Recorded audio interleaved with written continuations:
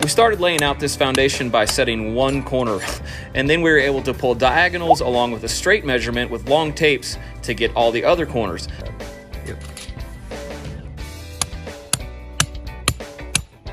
Once we had all of the corners square and pinned, we pulled some reference locations, and instead of using batter boards in this case, we just used some 2x4 stobs with a T25 deck screw in the top. This is a really flat site and not a complicated foundation, so this was a great way to save a little time. Also, the track hoe can run right over these things when he's digging without tearing them up like a batter board. Oh, got your fingers. If you're wondering how I figured out how deep to dig, I simply went 12 inches down from the lowest point on this whole area. 12 inches down is the code here for frost line. Here's a look from the top of the hill. Chris actually adjusted the grading so water would flow to the back of the site and then off to the left. You don't want it running off the front because it'll erode the fill. Huh? Missed this. Call the concrete plant, see if they can radio in. If you look closely, Chris is guarding our reference pin so it doesn't get knocked over. We really need that later. For these footings, we're using a 3000 PSI concrete, and right here he's rolling a little more water into the drum to get it to a 5 slump. Once we had all the concrete placed, we took a hand float and put a nice smooth finish on these footings so that we could snap lines and get our block laid really easily on the first row. If you've ever seen a block job, this is the first step. Spread some block out. We set these about 16 inches apart because that's how much space they take up on the ground. Our mix ratio is 2 5-gallon buckets of sand mixed with 1/2 of an 80-pound bag of an S-type mortar.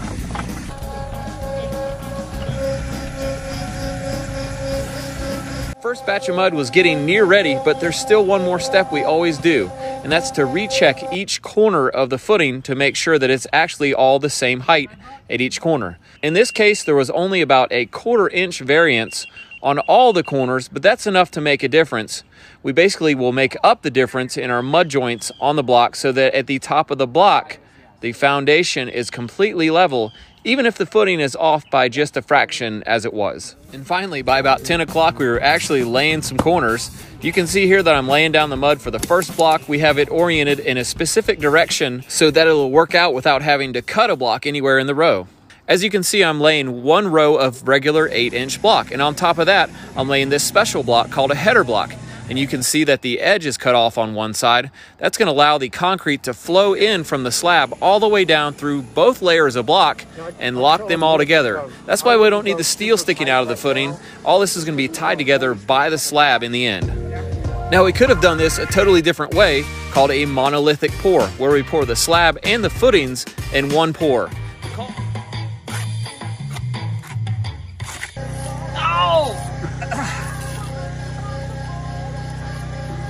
Getting old sucks, bub.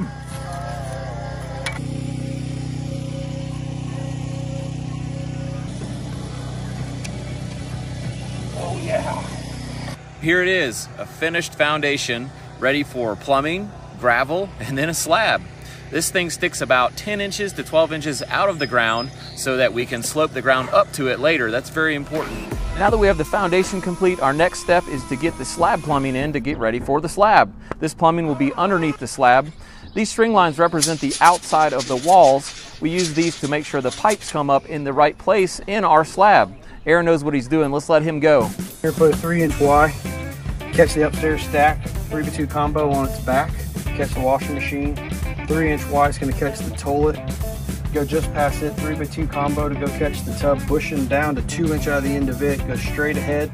2 inch is going to catch the shower, and then sweep up right at the end of it with a 2 inch. That'll be your vent and lavatory. And like all great plumbers, Aaron starts with the main part of the sewer line, the lowest part, and work. As the plumbers were working, Jason and I started getting ready to form the slabs for the outdoor patios. I was determined to use all of our scrap lumber from the last job, but as you'll see in a minute, that didn't work out. And here's a look at one of the slabs formed up. These outdoor slabs are sloped about an 1/8 inch per foot in one direction so the water runs off, and we use these kicker boards to support our stakes so that the form board doesn't get pushed out by the concrete. This is the patio facing the view here, and I want to show you how we were doing our slope of 1/8 inch per foot, simply using a laser line, checking one end and checking the other, adding up the 1/8 of inches, making sure it's 1/8 inch per foot drop.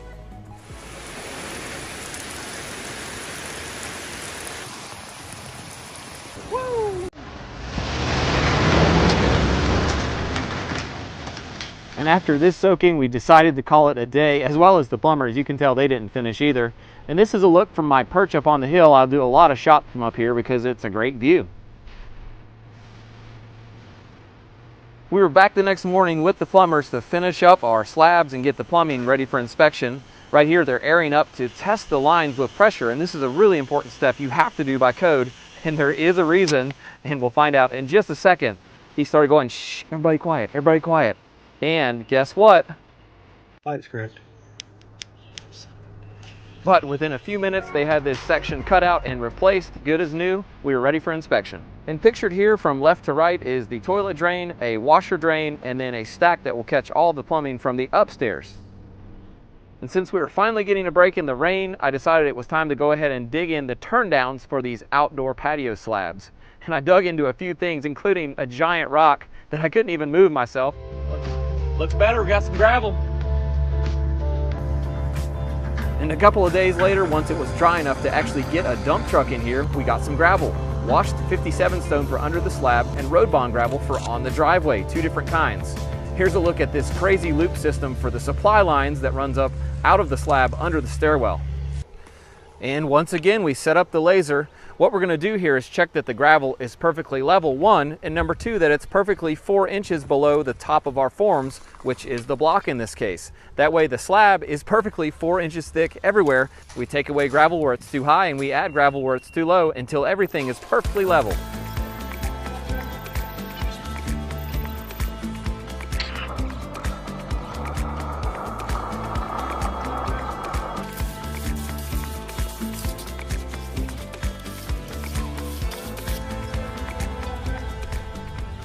Next, it was time to check the gravel under the outdoor patios, and since these are sloped, we use a string line to check the level of the gravel. We set the string line on the same slope as the top of the forms, checking that we have 4 inches clear. Okay.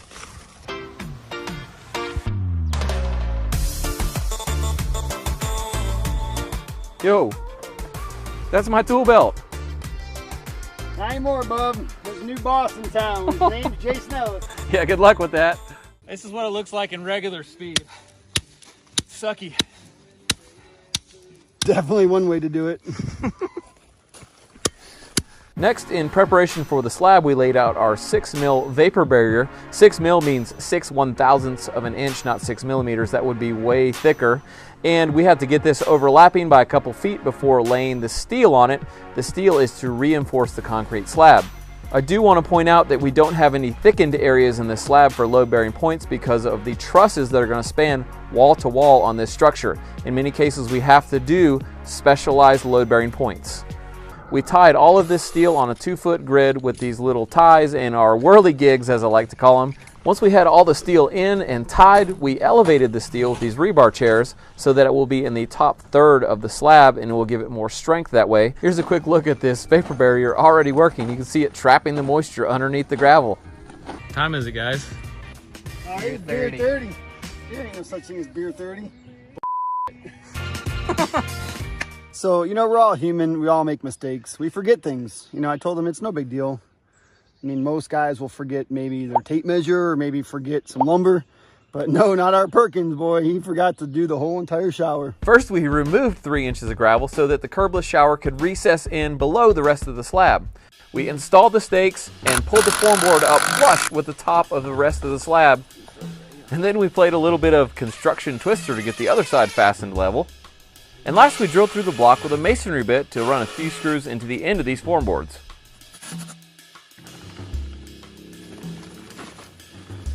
After cutting all of the stakes flush, I then bent some steel that would tie the steel from the rest of the slab into this new lower portion of the slab under the shower. That way it's all one solid piece.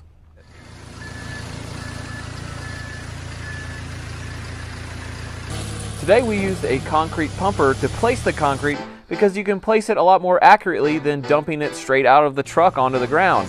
This pumper is controlled by a remote control. It's awesome. And we had the best guys on the job, Terry Fisher and his crew, and Allison Concrete Pumping.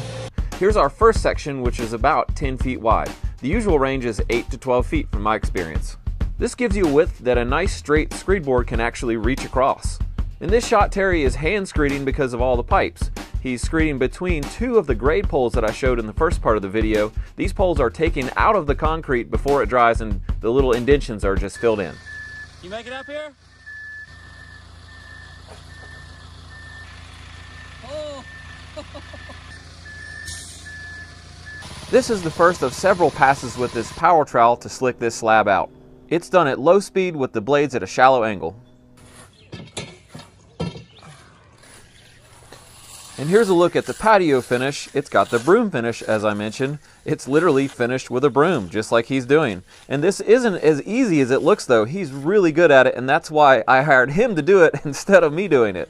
As they were finishing these patios, something caught my eye. It seemed someone had run over our form board between us putting it in and pouring the concrete. It was way crooked. Luckily, we were able to use my truck and some ratchet straps to pull the form board back straight. Then we used some excess concrete to fill in the void like it never happened. As the day went by, the concrete cured and got harder. Terry was able to get out and turn the power trowel up to get a nice slick finish. He uses these water bottles with a tiny hole cut in the lid to add water where he needs, and this is really a several-hour process going back and forth between the power trowel and using a hand trowel around the edges to get everything smoothed up just right.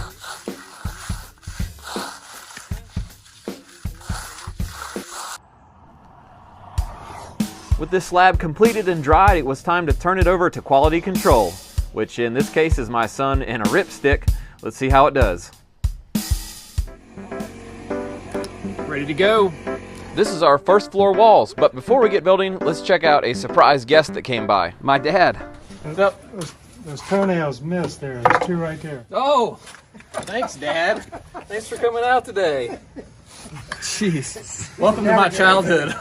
Our first step today was to lay down this foam sill sealer. It fills any small gaps that might be between the bottom plate and the concrete slab. These are the bottom plates made out of pressure-treated wood.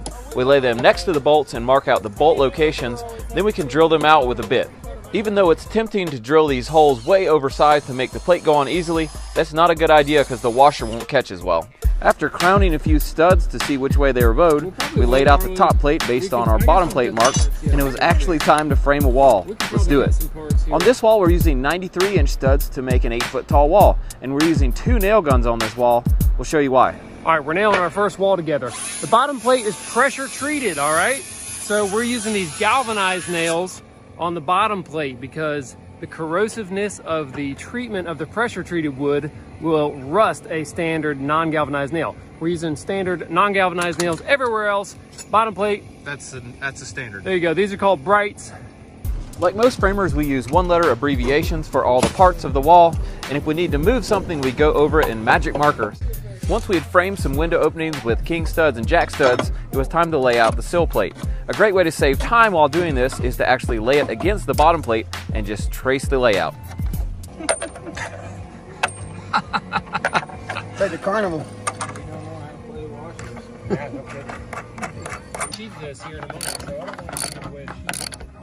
Jono! Yo, one jack off! What? I need one more jack! On this wall, we're just putting out full sheets of OSB and then coming back and cutting out the window openings with a Sawzall. This is a pretty easy way to do it. We also have a heavy-duty router with a flush cut bit that we use pretty often to do the same thing.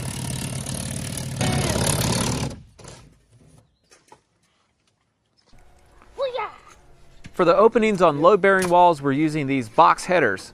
We're making them go all the way to the top plate so that we don't have to put tiny cripples in. It takes a lot of time, and sometimes you can't get them as tight. This is the kitchen wall at the back side of the house. The rafters will angle up from here to the front wall of the house, making it about 56 inches higher than this back wall. Yeah, that's definitely one way to do it. We nail this type of sheathing on an 8-inch nail spacing, and we make sure not to shoot the nails too deep so they actually hold.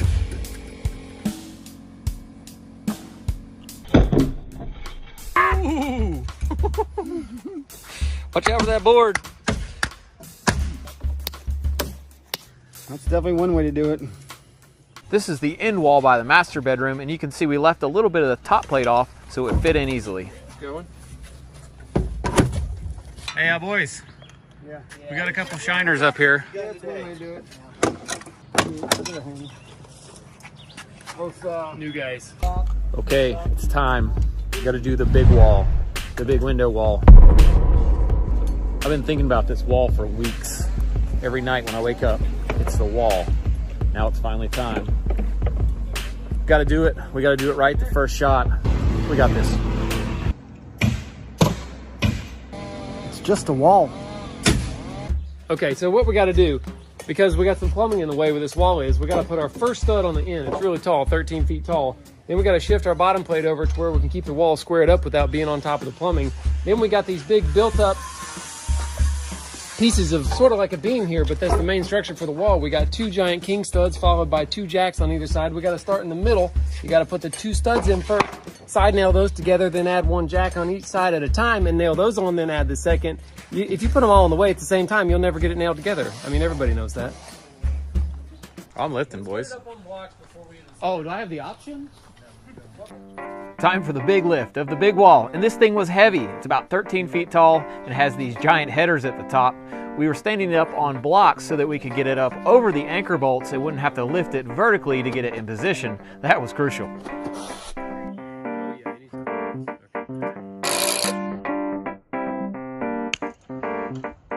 That was fun. You weren't scared at all? No, come on now. I'm scared of nothing, bub. On this project, we're using HydroGap house wrap. It has these rubber nodules that leave a 1mm gap between the siding and your house. This helps to eliminate moisture as well as being able to drain up to 100 times more bulk water than your standard house wrap.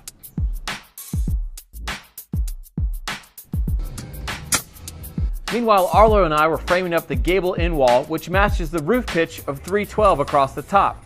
That means that each stud is a different length. We figured this length by using math. At 312 roof pitch with a 16-inch spacing makes each stud 4 inches longer than the previous one.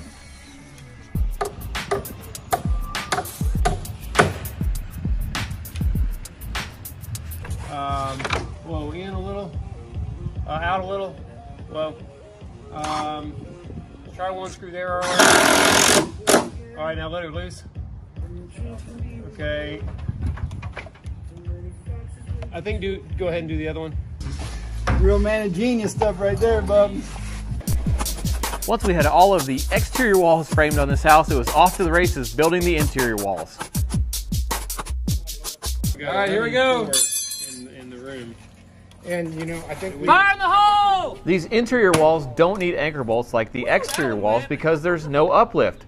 We use a powder actuated nail gun, and just like our first concrete delivery, our truss truck drove right past our job site and was gone for about a half an hour before he finally came back around and found us. Yep. These delivery trucks are pretty cool. They have a set of rollers that can be moved up or down to roll the load off the back of the truck. I was super happy to see these floor trusses, but after closer inspection of the drawings, something was crazy. This is not what I expected. Turns out they had turned the trusses the opposite way than I had planned to. He ran these trusses to a wall that I was not planning on being load bearing. We had to call a structural engineer and run the loads for our slab to make sure it would carry the load before carrying on. Luckily it did. Teamwork. Okay. right, 66-year-old man. This is a tough one. Where the heck does that go?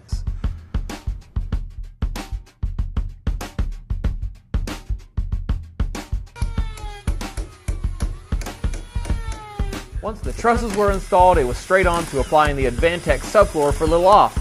We're using a quick drive drill here, and this makes it a lot faster and easier, and way easier on your back. We of course also are gluing the subfloor down, and actually we usually use the Advantech brand subfloor glue, but our gun messed up, so we had to resort to the old subfloor adhesive. We used the simple technique of a sledgehammer and a block of wood to beat the tongue and groove tight on this Advantech sheeting and then screw it down. It's a pretty fast process on a floor this size. That's new. There wasn't like that before.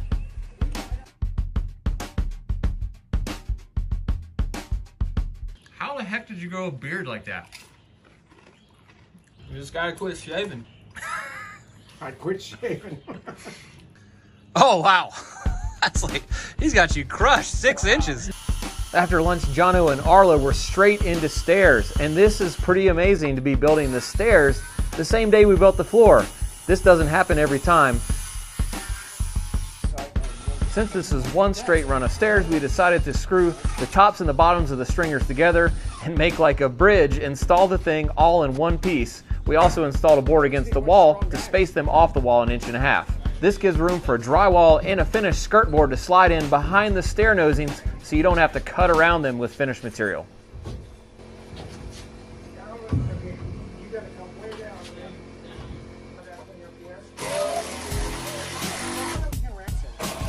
We made these stairs 44 inches wide, even though it's a small house, because I don't like narrow stairs. It's like a super highway from the top to the bottom.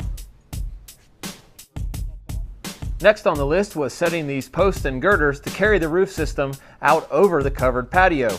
We're using 5/8 inch anchor bolts that go down into this concrete slab to hold the post down against any uplift.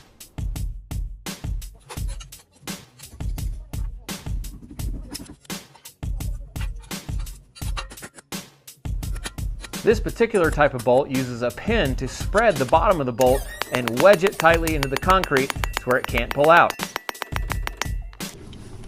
After using a laser and a tape measure to figure the heights of the posts, I took the 8x8 posts and cut a notch in the top that would receive the beam.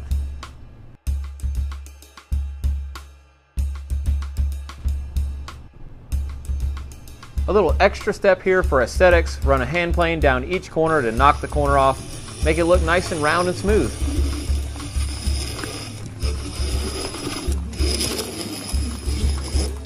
Who sharpened that? It wasn't me.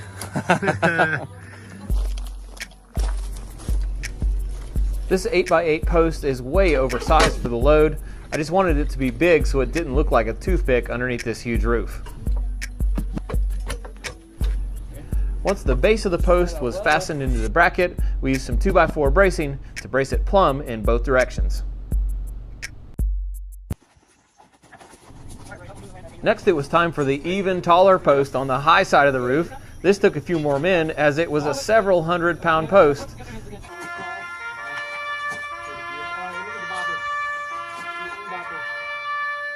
Come in a little bit. A little more. A little more. Whoa. Yeah. Okay, that's good. After our posts were set, we simply made notches in the wall to carry the load of the other end of the beam. This is an easy way to do it. Then we attached the beam to the post with these structural screws. Dang! Man, how'd that feel, bud? Oh, wow. That hurt my wrist just watching. Dude, they give me an impact. You know what they say? That was one way to do it.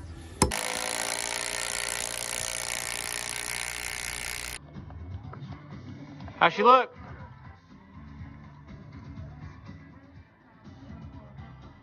Dead nuts? Dead nuts.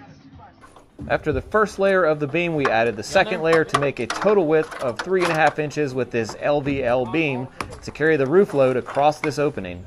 With the posts and girders finished up, we still had daylight to burn, so we started working on some of the upstairs walls on the loft. This was another big wall, and I hated to miss out on lifting it, but someone's got to videotape this stuff so you can watch it. The reason the bottom plate of this wall wasn't sliding off the subfloor as they lifted it is Jamie had tacked it to the floor just like this with toenails. This acts as a hinge. You can stand the wall safely. Here's our roof trusses getting delivered, and here's one reason you should stand way back when trucks are dumping material on your job site. It never fails, man. First truss, frickin' rainstorm. But as it often does in this area of the world, 5 minutes after this huge rainstorm, it's bright and sunny, so we got after these trusses.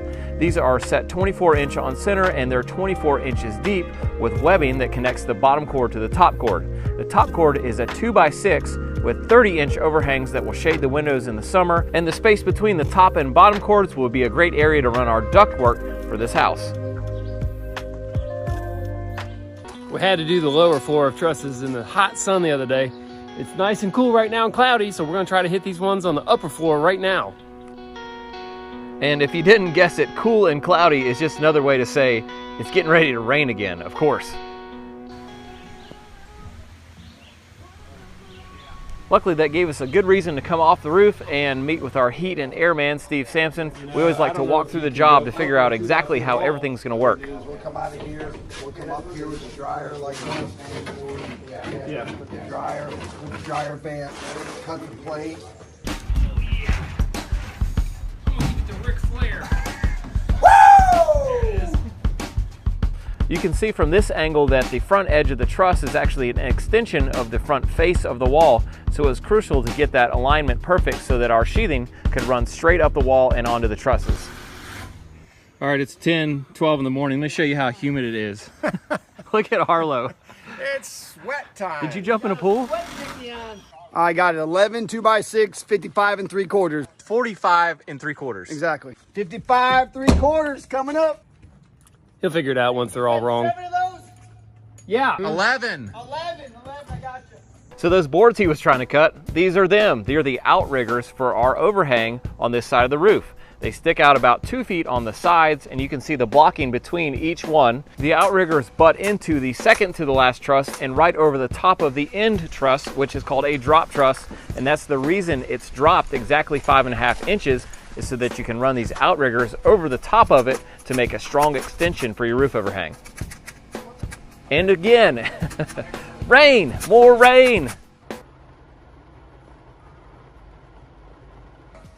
Yeah, Jason got here at 9:05 because he thought it was 8:05. Look at my phone. It's an hour off. Okay. Thank Verizon for a little sleep in there. It's a pretty good excuse, I think. This is one of the biggest days on a job, the day it actually gets dried in, like it has a roof, and you can stand in there and not get wet. We started by doing all of the fascia boards, and these are 2x6. These are what we call the sub fascia. There'll be a finished fascia that goes over top of this in the finish. And no day is complete without a little fun, so I decided to turn the exhaust on this nail gun straight up.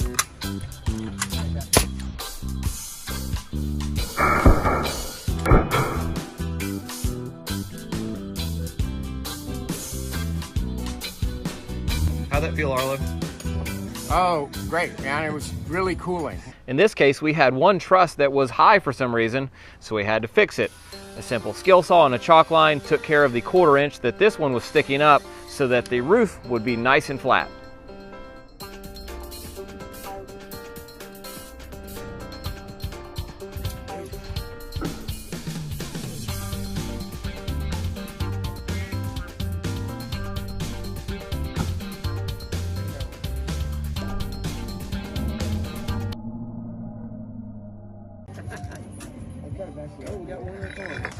Wow, this one actually is in line. The center But one on this other one was pretty it doesn't well go across the board. This is kind of sad. We live in a day of great technology and advances in machinery, but listen, the lines on your plywood, they're never actually on 16 or 24 inch centers. I don't know why that is. The best thing you could do for yourself is to use your square, draw your lines at 2-foot centers, and actually mark them yourself, because if you base anything off of those factory lines, it will be way off. Are they supposed to hit the rafter, or does it matter? It's no big deal either way. Yeah, that's one way to do it. As you can see, we build this little stand to where the ground man can lean a board up to where the roof man can grab it without the ground man having to stand there and just hold it. This works great and really speeds things up. In this case, we're using 5/8 inch OSB. The code in our area only requires 1/2 inch sheeting on the roof, but I don't like the way it feels on 24 inch spacing. The 5/8 feels a lot stiffer. We're using 2.5 inch ring shank nails on a 6 inch spacing to nail this sheeting down to the top of these trusses. You know, it's hard to find satisfaction these days, but I'll tell you what makes me satisfied. Taking a nice sharp hand plane to a nice soft piece of spruce. Hey, if you're a woodworker and that doesn't make you happy, I don't know what will. In case you're wondering what Jamie was doing, he was just knocking off the very corner of this fascia board so that it would line up with the top of the rafters perfectly. And there you have it, one closed in section. Looks pretty nice. As many of you know, it's not a good idea to leave OSB or plywood sitting out in the rain because it swells up or goes crazy. So we always try to get the roofing underlayment on the same day. On this house, we're using an underlayment product called titanium paper. And it's quite a bit more expensive than regular roofing felt, but it does have a great walking surface that's grippy, and I think it's a small price to pay for safety and a little bit tougher of an underlayment. We did leave it hanging off the edges just a little to cover our finished fascia boards when we put them on later.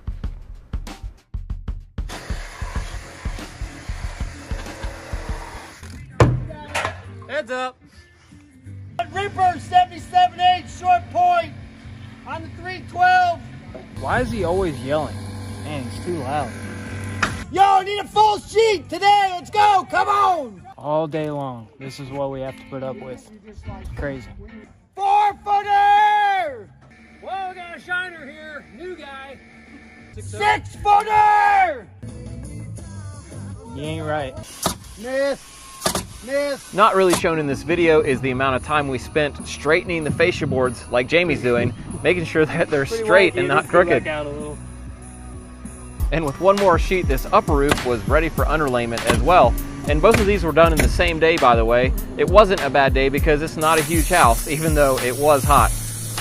This house will get a metal roof, and that's why we're not doing drip edge right now. This whole surface will be spaced up with yellow pine strips that the screws on the metal roof will screw into.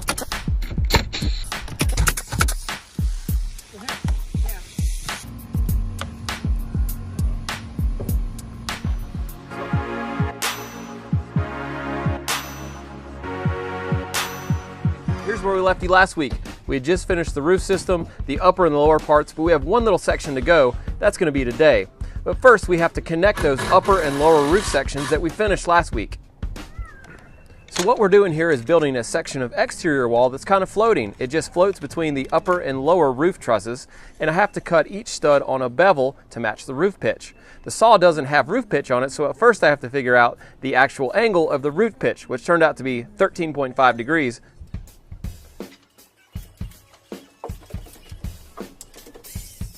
To mark the layout for these studs, I simply hooked on the outside edge of the framing and pulled horizontally with my tape. I measured each stud individually, even though they should be the same.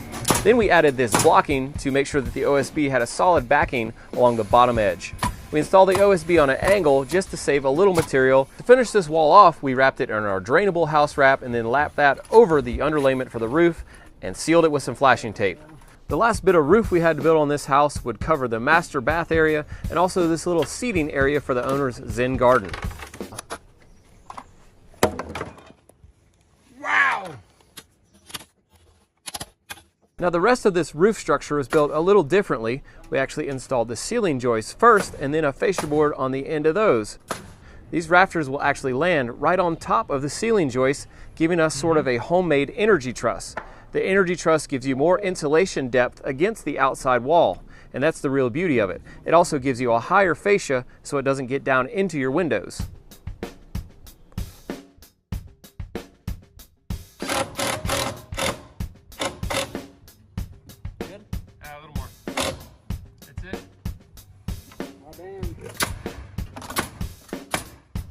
Next, we got going with our first bit of finish material on this house. Our plan is to install this stone from 24 inches down to the ground on the structure and cap it off with a nice water table rock.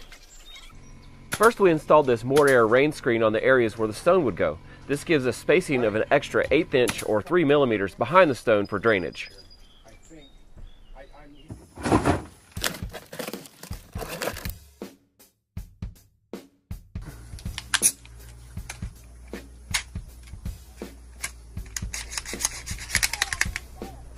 Well, and here's the reason I volunteered to do stonework. It kind of installs like a piece of wood. You shoot it with a stainless steel finish nail, and the nails just sort of disappear.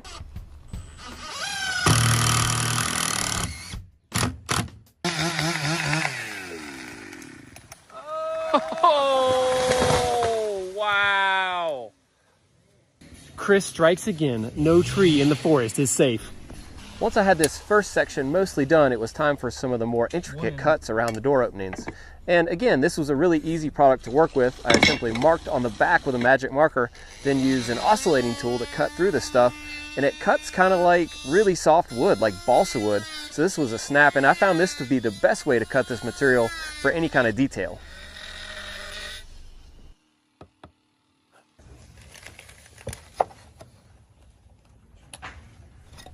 The lower 3 rows of stonework would be going against masonry, so we couldn't shoot it on with a gun, so we're going to glue it. The adhesive is installed in vertical lines to maintain the drainage plane behind the stone.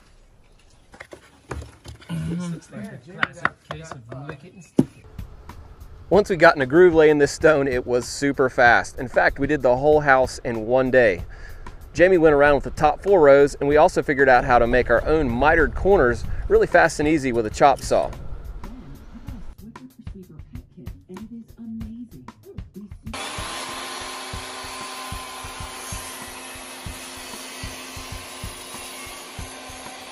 Next, we were on to the half wall that would separate the loft from the stairwell and also give it some privacy from the rest of the house if you want to sleep up there. Since this wall doesn't connect to the ceiling, it needs extra reinforcement so that it'll be sturdy.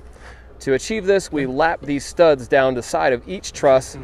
Yep, hit it. All right, hold up. Oh, I hit the plate. All right, can you shoot it for real this time without screwing up? All right, you ready? Yep. Bottom. Done. Okay, level. It's so strong. All right, give it a shake. Dude, this wall don't give a shake. I'm serious. And this is the last little wall in the house, I think, just enclosing the underside of the stairs where the washer and dryer will be housed. The homeowner, Tina, also paid a visit to the job site this week, and she was super happy, which makes us super happy. In the end, this is her home, and we want it to be just like she wants it. So Ray and I were talking, it's a little bit warm to be working today. Yeah. Seriously, I should not be sweating like this doing construction. This is ridiculous. Yeah, you're disgusting right now. Alrighty, I'm out of here. Get your truck out of the way, Perkins! To start the process of installing these finished fascia boards over the sub fascia boards, we install a block on the roof surface. This gives us a positive stop to bump the fascia board up to. After the board is installed, we remove these blocks and then patch the screw hole with some flashing tape. We've used a lot of different materials for a finished fascia, including cedar or just wrapping the sub fascia with pre-painted aluminum. But in this case, we're using a 2x8 pressure treated board as the finished fascia, and we're using kiln dried treated. That way it doesn't shrink and we can actually paint or stain it right away. To go in the paint store. Once I sneezed in it, I'm like, what do I do now?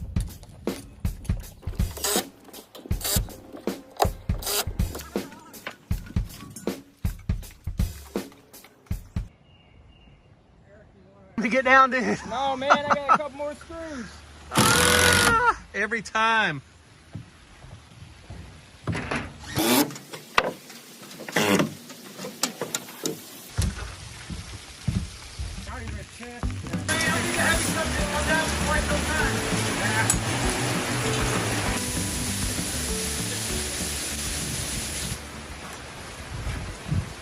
Hey, what's going on? What's your name? Jason. Jason? Yeah. Oh yeah, no, I had a guy, his name was, oh, are you that guy?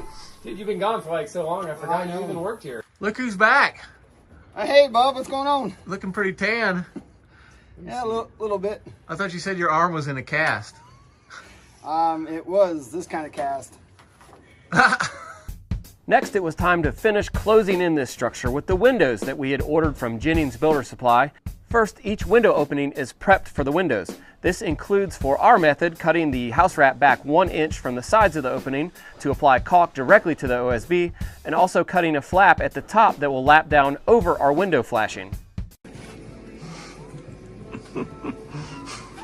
First, the pan flashing is installed over the sill of the window. It then wraps down over the face of the wall and adds an extra layer of protection to this flat surface. We've had failures and got back on itself. Make sure it's in the video. After patching this in with a new piece of tape, I was able to roll the entire surface and then stretch this corner around to make a nice tight seal. Next, we applied a bead of caulk that will seal the window flange to the wall on this new construction type window. Yeah, I did. All right, bottom.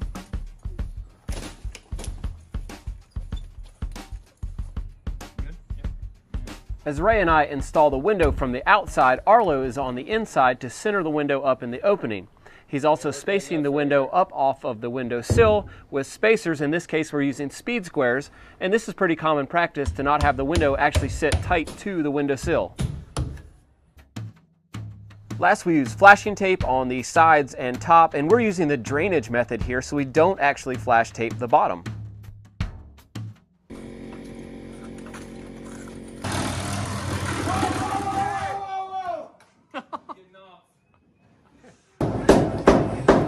Where does this thing go? I don't even know. You all right there? Dude, help me out. Yo, let's put that window in the wall. All right, I'll let you get one over here, Ray.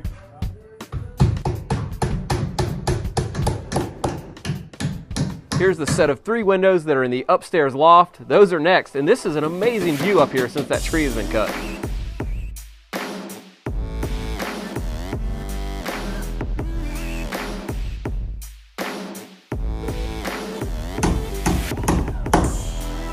And that was a wrap on the windows. This process took 1 whole day. Next, it was time to prep the material for the soffits, which is the underside of the overhangs. On this house, we're using rough sawn 3/8 plywood, and we've used a lot of different materials here on different houses, including aluminum and hardy board. We stained all of this material with a solid color stain, which kind of looks like paint, but actually it's a stain, so it soaks into the material instead of drying on the surface. We were able to use it through a sprayer because it's thicker than regular stain, almost like a paint. We coated this soffit material 3 times on the ground so we wouldn't have to get up on a ladder later and do it upside down. Dude, I am never helping Perkins paint again. Why? What's the matter? Oh, hey, what's up? Wow. Yeah, thanks, bub. You know what they say? That's one way to do it. This 2-inch wide metal louver vent is installed on the eave side and on the upper side of the roof to let air vent above the insulation to keep the roof deck cooler. We installed this soffit material using 18 gauge 7/32 narrow crown 1.25" electro galvanized staples in this boss stitch nailer, and these things have amazing holding power for lots of different applications. In case you were wondering, this project of prepping the soffit material and installing it took 1 day with a crew size of 3 men. The next morning we went around and did our solid color stain on all of the fascia boards, which again were pressure treated but kiln dried, which is important because kiln dried wood will accept stain, whereas non-kiln dried pressure treated wood is wet and it won't stain very well.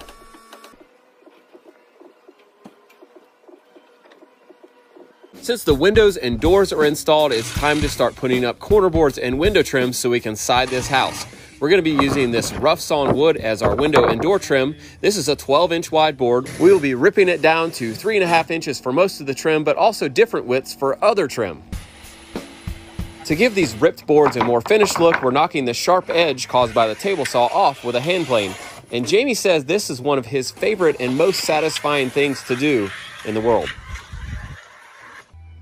We bought these trim boards thinking that they were a full inch thick, but they weren't. They only measured about 7/8, which was thinner than the overlapping part of our lap siding, which is a problem.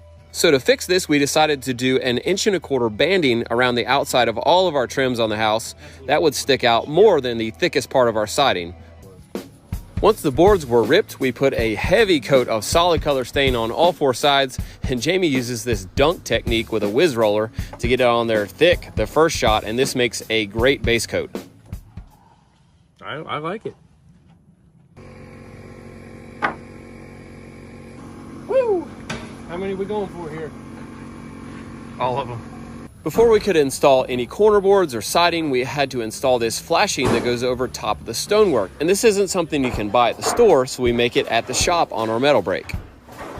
This drip cap flashing is installed behind the house wrap, just in case any water got behind the siding on the house wrap, it would come out over this flashing. And we also cut it back a bit so that you see the flashing instead of the house wrap below that bottom row of siding. So you're telling me you legit do not wear sunscreen or do not believe in sunscreen? Nope. I mean, we've survived thousands of years without this stuff. Why do we need it now? Let's try just a little spot here. Okay. Start slowly. Oh, look at it already. Dude, there's something up with the sunscreen. Look how I'm sweating there now. Let me see your other arm. That's not right. Yeah, right. You're sweating more. Next, we started to install that banding that I was talking about earlier for our trim. And for each bottom piece, we had to plane a 5-degree bevel at the part that was sticking out from the other trim so that water would run off instead of back into the house. These corner boards are held up off of that flashing by about 1/4 inch so that the end grain does not soak water up if it puddles at all on the flashing. To give the corner boards a proportional look, no matter which way you look at them, we use a 3.5 inch board one way and a 4.5 inch board the other, so that in both directions it looks like 4.5 inches. Another project on the list this week was to fur out these LVL girders to match the width of the 8x8 pressure treated posts that we had them sitting on, and this is strictly for aesthetics, and it does look better. Check it out, I got a fancy job site lunch today. It's fish and chips, see? Dude, that is the most disgusting thing I've ever seen in my whole entire life. Man, I'm feeling better already. So we're gonna brush it on here till it looks like wood. All right, fellas, there's one. 400 more to go. All right, we're on it. This right here, call this a kicker strip. Put it down here at the bottom. That way, kicks the siding out just enough. Just enough to match the other rows of siding that will have a similar thickness overlap onto the previous row of siding below. Once this first row of siding is installed, we then measure layout as many rows up as we can reach at once, because if you measure one row at a time, you will inevitably get way off by the top. Next, we chalk a line between each of these marks to keep the siding straight, and then we install each of these pieces of siding using spiral shank nails that will hold really well, and these are installed through the thickest part of the bottom of the board, about 1 inch from the bottom on this type of siding. For shorter rows of siding between windows, we use a level instead of a chalk line, and Jamie is using a 15 gauge finish nailer at the ends of the boards to prevent the ends from splitting with a thicker shank nail, as they do sometimes. And he's getting really good at nailing with his hand that's been injured. Freaks me out, but he's loving it. Before installing the siding over the windows, we install a drip cap over the top of the window trim. This will keep water running to the outside of the whole window unit.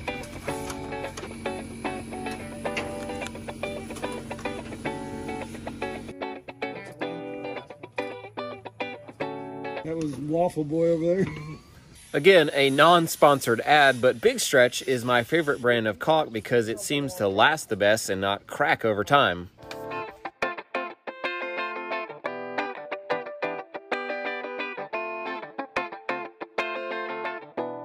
Once we had all of the lap siding done, it was decision time on the shake panels whether to use the staggered edge or the other side, which is a straight edge.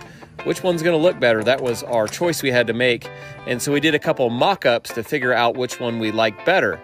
Turns out we liked the straight edge better. It was less of a log cabin-y look, I thought.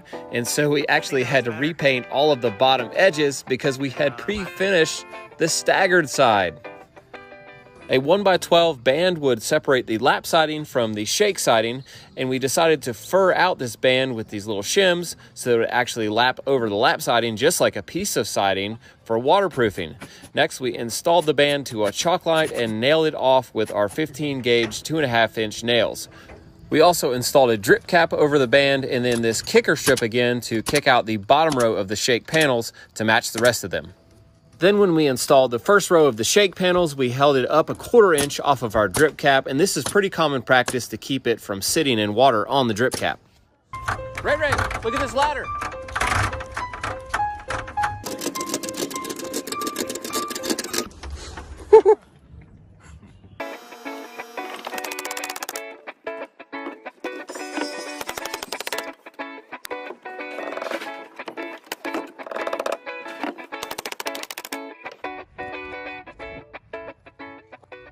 It's all around us.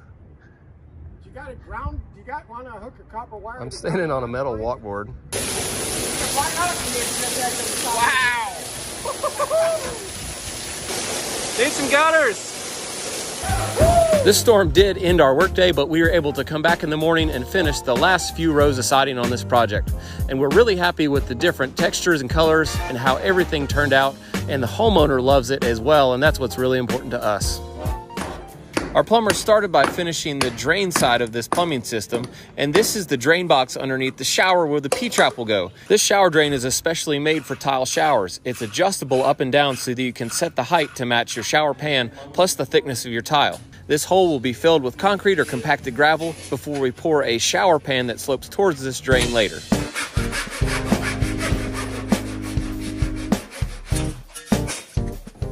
So here's the problem. Installing a super long piece of a rigid pipe through trusses like this is not really possible.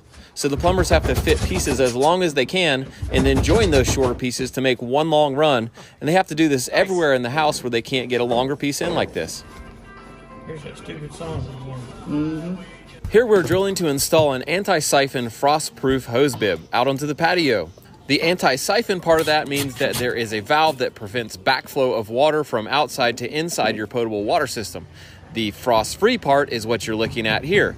The knob on the outside of the house actually shuts the water on and off about 8 inches inside the house at the end of this pipe. When it shuts off, the rest of the water will then drain out because this pipe is set out of level. This pipe will come into the backside of the sink base in our kitchen. And here's another type of plumbing, installing a well pump deep in this well that we have drilled on the property. It's about 700 feet deep, and these pieces of pipe are threaded together, dropped in along with a wire that powers the pump, all the way down to about 20 feet from the bottom. Then the next section of pipe is prepped and threaded together with a metal coupling and dropped down in the well. And this process is repeated over and over until the well pump reaches the desired depth in the well.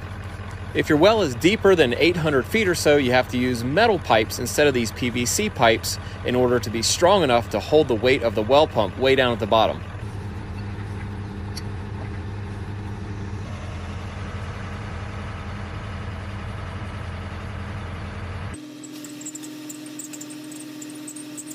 Once the well is completed, it's finished off with a well seal that keeps groundwater and pests from getting in the well, and also a spigot where the county can take water to test the water to make sure it's not contaminated.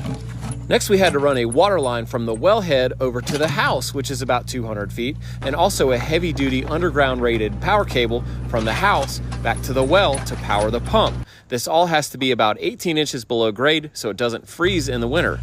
This water line turns up in the bottom of our footing where the sleeve comes through and into the house. It has to be below the footing because it has to stay 18 inches below grade. Next, we installed a valve box with a shutoff valve so that the water can be shut off just outside of the house in case you want to winterize it or in case you need to shut it off for an emergency. This box will give access to the valve below grade at any point. Next, we added a coupling to go from 1-inch PVC to 1-inch PEX, and then we glued up the rest of the 20-foot sections of pipe that ran all the way back to the well.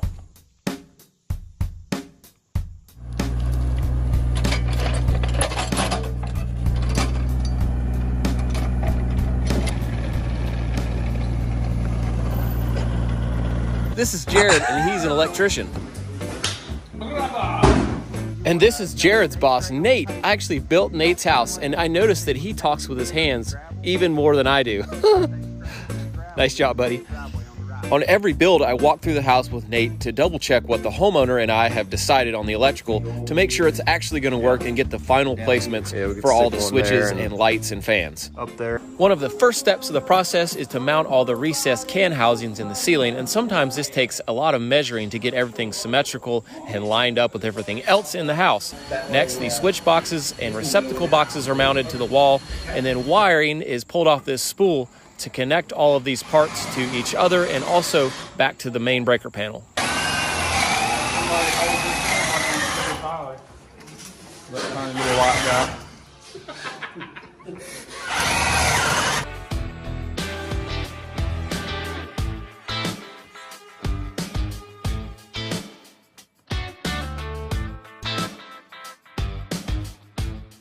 All right, let's finish this thing out by checking out the heat and air system in this home. Most of the supply and the return lines in this home are made from this flexible insulated duct. Each duct is fitted with a boot at the end, which is the metal part you see here, and it is air sealed at each end. Then the duct will be put into place and it will accept a metal register that will be on top of the finished surface. All right, so here's this unit, and it has this one thermostat and the other thermostat downstairs. And the reason that's possible with one unit is because it has two mechanical dampers, and one is for one zone, one is for the other. So if one thermostat is calling for heat and air and the other one's not, this one will close, allowing just cooling on this side, or it could be the opposite, or it could be both at the same time, which is pretty cool. Time for some tongue and grooving. How you like that paintbrush? Oh man, had better for sure. It did cost $1. Yeah. But if you can cut in with this, you can cut in with anything. That's right. As I mentioned before, we do all of our own painting. This is the second coat of solid color stain going on in place.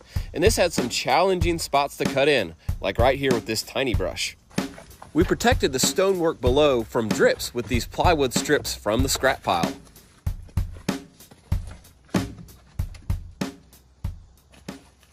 Okay, we're painting this side of the house, and we got a situation here. Nothing bad to the heat and air guys, but this vent right here comes out like between two pieces of siding. That doesn't work or look very good, so we're gonna cut a block that's flat for that to go on.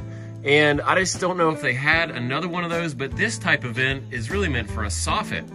And I'm not really sure that it's waterproof, so we went and picked up another one like this to replace that, and we're gonna cut a block for it as well.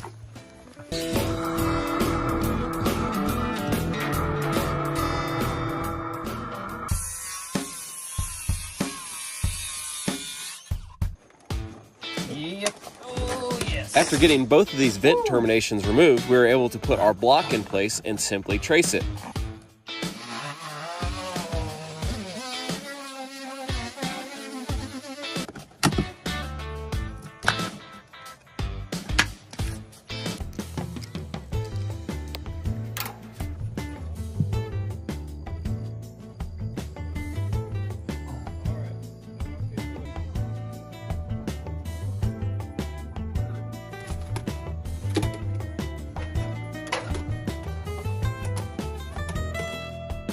Looks good. Pretty sweet. All right, we're here at the house, and unfortunately I was not able to video the inspections because of you know why. So what we're gonna do is just walk through and show you what we failed on, because we did fail a few things, believe it or not. The inspector did not like my 3 flat 2x4s for this header. We did this kind of weird because we had a low wall. This is only 90 inches high. We didn't want to put a 10-inch header in here. It would be unnecessary, and that would push our window down too low. So just my brain thinks this is strong enough. The inspector does not recognize this as a header. So what we're required to do is put in a 2x10 across the vertical members of the truss. This member right here. We're going to put a 2x10 across and attach it to the vertical leg of the truss, making a header up in the ceiling because we don't have a space for a header down here. One of the other things was a fire caulking or draft stopping problem. Right here around this pipe, I had to hack out some of this plywood in order for this pipe to set back in the wall a little bit. And this is now an open wall cavity that leads into a boxed in soffit that leads into a floor system. So basically there's an open airway path that could draft air if there was a fire. That is not allowed. So we have fire foam, and we're gonna fill this area up so that it closes it off, separates it from the floor truss above. We'll go check the backside. All right, we're walking over here to the third and final thing we're gonna fix for re-inspection right here.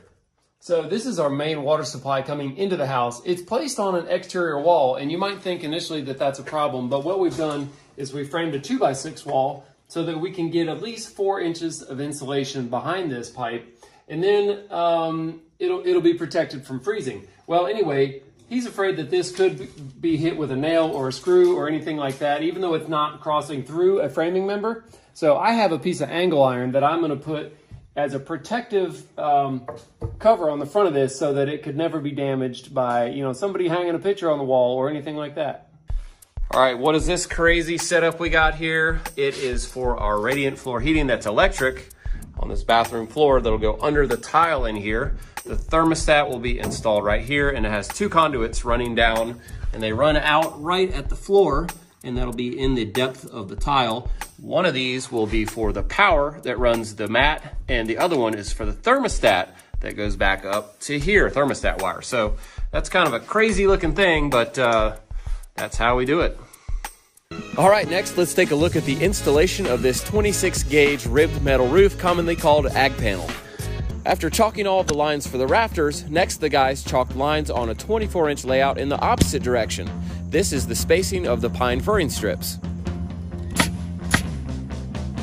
The furring strips are then nailed through the top of the rafters with 2.5-inch galvanized ring shank nails, and they also break the end of each board on a rafter so it has a solid nailing surface at the ends.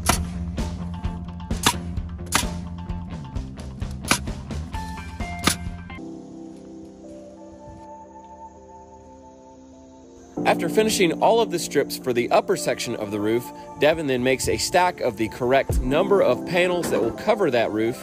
He then lines them up perfectly on the end, measures and pre-drills holes through this entire stack at once. These will be the holes that the roofing screws will go through to hold this stuff down. All of these panels had beads of water on them because it had rained, and these guys have a great solution to dry it off. Shake it like crazy, and that really works. Instead of letting each panel dry, they can shake it for 5 seconds and the water just disappears. They next staged each panel up on the lower section of the roof, and that's why they did the upper section first, so they had the lower section to stage. Pretty smart. Here's a look at one of these metal roofing screws. They are self-tapping, galvanized, and have a rubber gasket that is vulcanized to a steel washer so that they can seal the penetration they go through. And as it often does around here, just when the guys were getting cranked up, the rain started to come down. You call this rain? You guys gonna call it quits for real? Let's go. I thought you were roofers. We'll see you tomorrow. All right. Of course, they did come back the next day and finish, and this is the finished product. It has gable trim on the ends to cover the edges and a snow break to keep snow from sliding off the roof and killing somebody.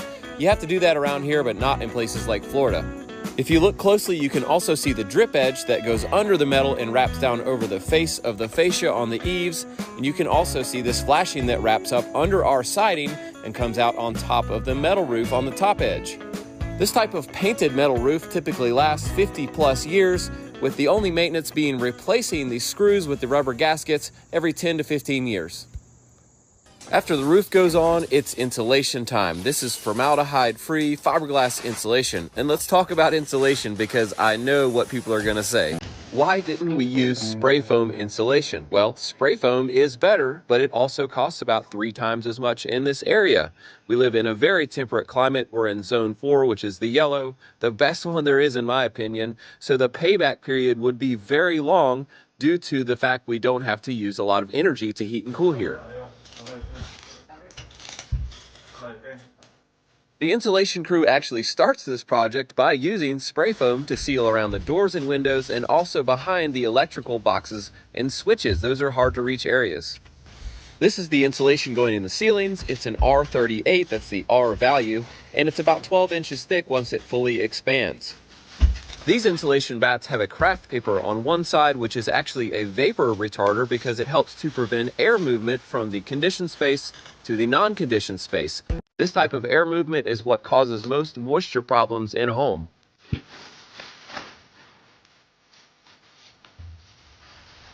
The crew that did this install was awesome and able to install almost every bit of this insulation just on stilts with no ladders or scaffolding, and that takes a lot of practice. Just like any building trade, this isn't as easy as it looks to get it done this nice and this quick. It really only took the guys about 3 hours to do the entire house.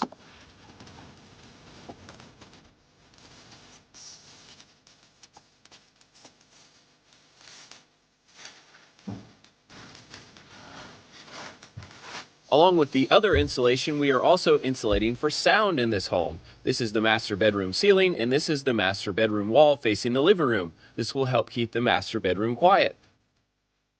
The insulation value in the walls here varies from an R15 to an R19. That's because we have some 2x4 walls and some 2x6 walls.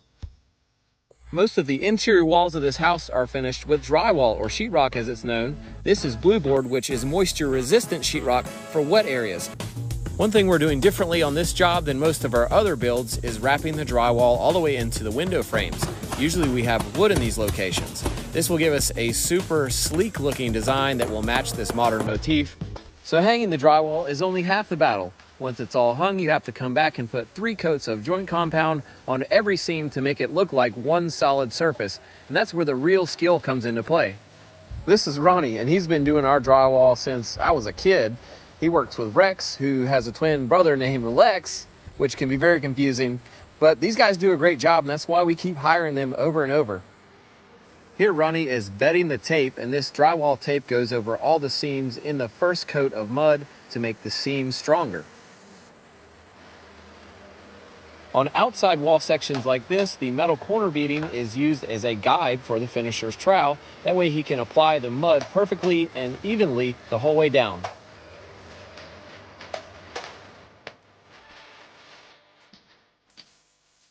Every single nail hole and screw hole in this whole house is also finished with 3 coats of mud before sanding. Not shown in this video is the knockdown finish on the ceiling, as well as the final sanding after the 3rd coat of mud.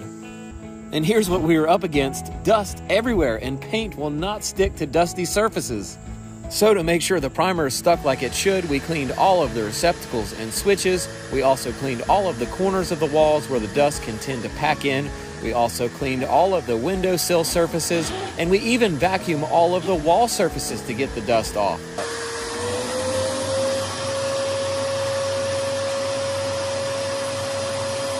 Since we use a paint sprayer to apply the primer, next we had to mask off all of the windows really well, because sprayers are high pressure. It can actually blow the plastic off if it's not done well.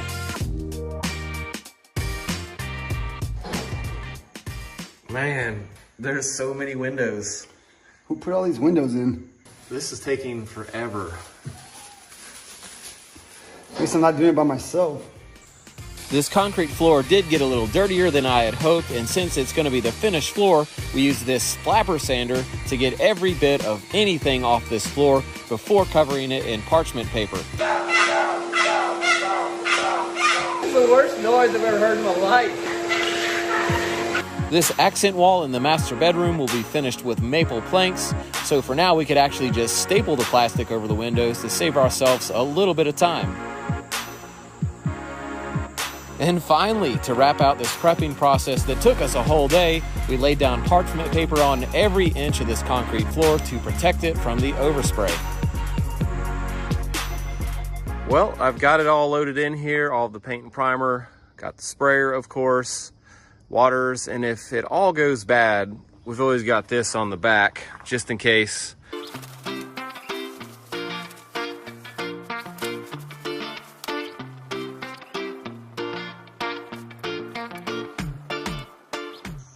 Ray, did you bring your suit?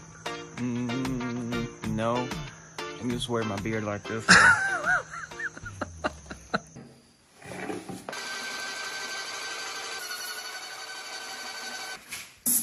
All right, good to go.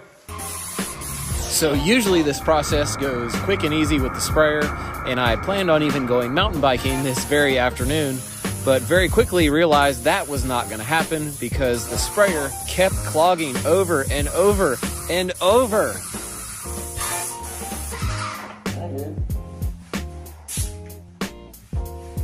And again, dude, I'm gonna snap. I swear this is.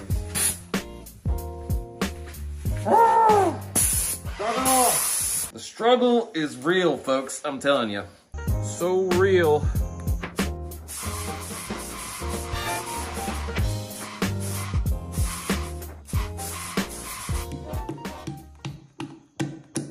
It's hard to see with these on. That doesn't really do it justice, but that's about what I was looking at when I was doing this. 2% milk.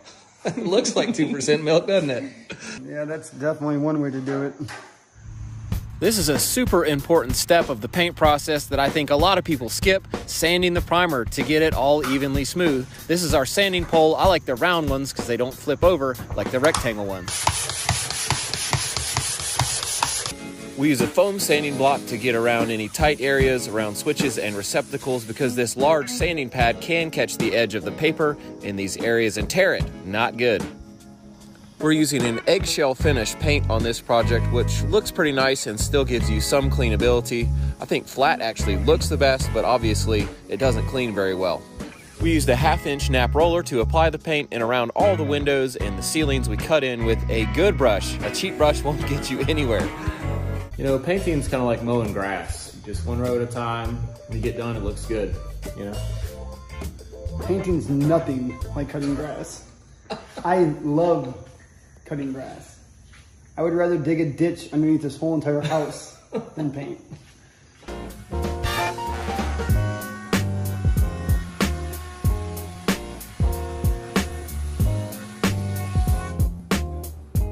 One down, 400 to go.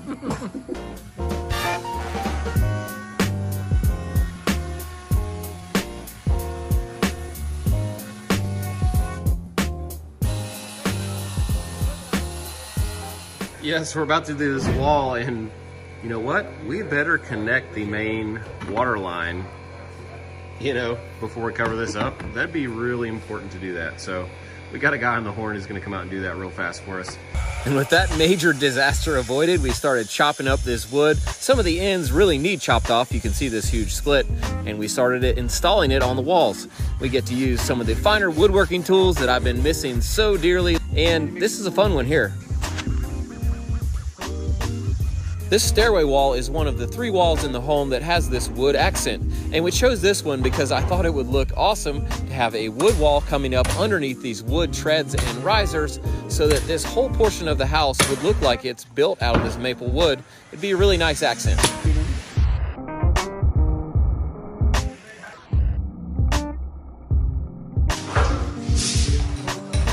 With a couple cups of afternoon coffee, we were able to finish up this accent wall in the master bedroom as well. And now we're ready for Arlo to go crazy with his sander. So you know how like every orbital sander you use, that the middle of the pad gets everything stuck on it? Yep. So this one, the Festool blows air out the middle, Okay. which blows the dust over to the edges where it's picked up. This thing is like a whale. Yeah, exactly. Local. So with absolutely no dust involved, Arlo sanded down these walls with a 120 grit sandpaper and made them look super smooth. This is a random orbital sander, and you can see here the random orbit in slow-mo. This way it doesn't leave circles of sanding marks on your wood. It's working stuff for suckers. I'm looking at the biggest one right now. See that? That is not flat, and the wood floor won't really do great on that. So even across here, you can see actually we've marked it with a pencil already. I'll pretend like I'm doing it again. There we go. Mark those areas out.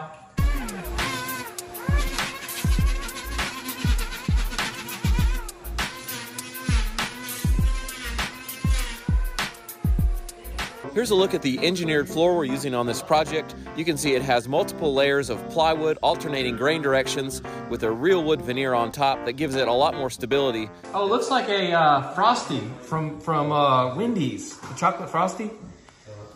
After finally establishing the location of this bullnose, we were able to snap a chalk line across the rest of the floor as a reference for our first row of wood. It's the same distance off the exterior wall on both ends. After being the glue guy all day, Ray had to actually shave the hair off his kneecaps to get the glue to come off. Man, I just told the guys to stay out of the glue, and then I dragged the air hose right through the glue. Dude, it's hard to find good help nowadays, you know what I'm saying? For real. I can even trust myself to do this. This is our geared flooring jack, and it really does a great job to keep the rows of flooring tight near the walls where you can't use the big flooring nailer. Hardwood flooring is another one of those projects that's just kind of like mowing grass. You do it one row at a time, and when you're done, it looks good. Our biggest challenge here is just to keep the glue off the surface of the wood and off ourselves. Can I get you guys to stop sweating all over the floor? Gosh, dude. Just like most other wood flooring, we shoot the last row with face nails, and you can fill these holes if they look too noticeable. And I'll also mention that we are leaving a gap around all the wall surfaces, just in case there is any expansion with this product. It is pretty stable compared to regular hardwood though. Oh, a lot of bullets.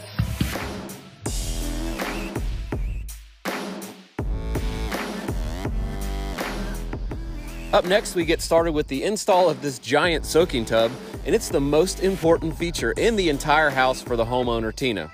We actually designed the whole master suite around this tub and the tub's view. On a tub like this, it has to sit on the feet to bear the weight, but in reality, you want it to look like it's hanging from the rim, so we need to frame pretty precisely to make it work out. 21. To get going, we have to remove this drain box, which has been in the slab since we poured the slab like a long time ago.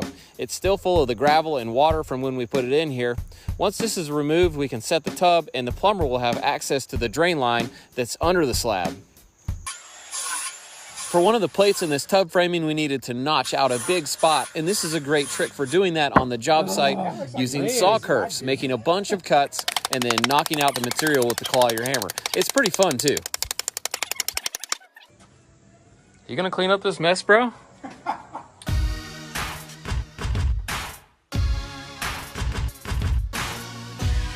All right, it takes pretty much 1 pack of shims to hang 1 door. That's if your opening is fit pretty nice.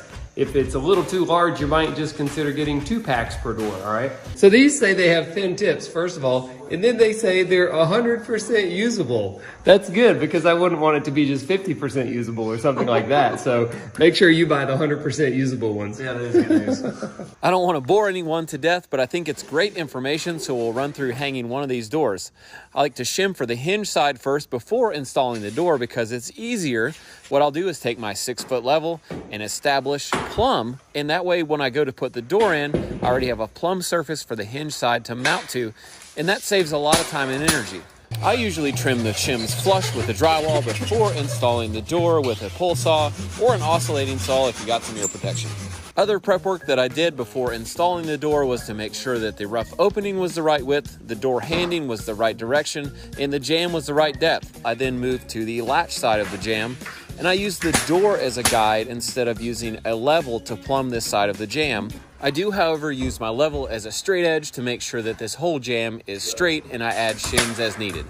And I also always check that the boring for the door handle and the latch lines up vertically. Sometimes you have to trim the door jamb to make this work. Hey, do you think I'm ready to start hanging some doors? No, I don't think so. And finally for today, we're checking out these 6-inch seamless gutters going on the house.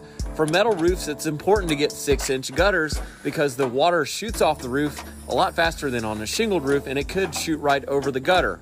The word seamless may be a little deceiving. They are extruded from one piece of roll aluminum so that there's no joints down the run, but there are joints at the ends and at the corners. As soon as the piece of gutter comes out, these gutter clips are installed before the piece gets cut, capped, and taken over to the house. It always looks crazy to see one man installing a piece of this gutter way up on a ladder by themselves when it looks so cumbersome and heavy, but really, with one fastener, this thing will be stuck to this fascia. All right, we're gonna do the guillotine. That's what chops it. Man, I'm a sissy. Instructions are for losers. We probably do need to. Actually, I was gonna get it out of the trash. This home about 4 months ago was nothing more than a sketch on my desk. And this is the original drawing along with some original notes that I found after cleaning out my desk the other day. Pretty cool. And now with the home almost complete, you get a really good feeling of what it'll feel like to live and be on this property with this house. Our first project for today is installing this heat mat that goes under the tile in the master bath. And we have a little snag with this one. This heat mat is about 2 feet wide and it has to run in a linear fashion from the thermostat and the power source around the room. So first I take measurements to see the best way to orient this mat. Any place that the mat won't fit, you have to pull the wire off the matting and snake it around in the same fashion that it is in the matting. Pretty soon we realized we had way too much material. We just cut that or what? I don't see anywhere where it... If you do cut it, what do you do with the rest of it?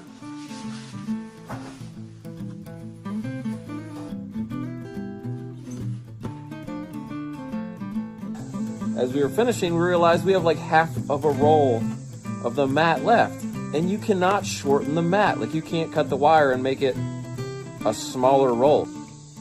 I just wasted $700 and all the time I spent putting that down. So that's something. Well, folks, yesterday's work, $700 worth of mat, getting torn up. Yeah. No, they said they wanted it extra warm. I'm gonna tell you guys, I was actually so angry yesterday. I was like so mad I didn't want to talk to anybody that day. Yeah. Round 2, new heat mat. Hoping it goes better this time because that was not good last time. Cut that. No cutting. No, cut that. Don't cut that. Yeah. Got it. All right, we're good. Perfect. And on our second try, we actually got it right. Oh man, you got the floor done? Yeah, man. No big deal. Cable monitor, and that's going to monitor to make sure that as we're covering this whole mat in thin set, we don't break it somewhere or cut it. If we do, this thing's going to go crazy. Actually, let me let's do a little test here. I'm going to do that. After double checking the electrical resistance in the wire of this mat, we then covered it with thin set. This is the same thin set you would use to lay tile, and tile will actually go right over top of this with another layer of thin set.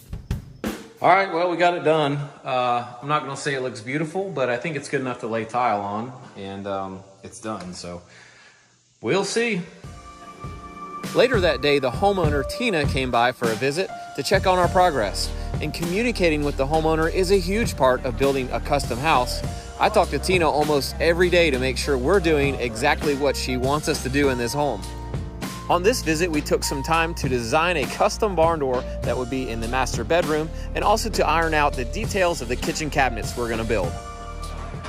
No way! What? It moves? No way. Dude, that is crazy. Hey, did you know Eric's putting that light together for you? You mean the Death Star? The Death Star? Yeah. What do you think about that thing? Exactly what Jono said.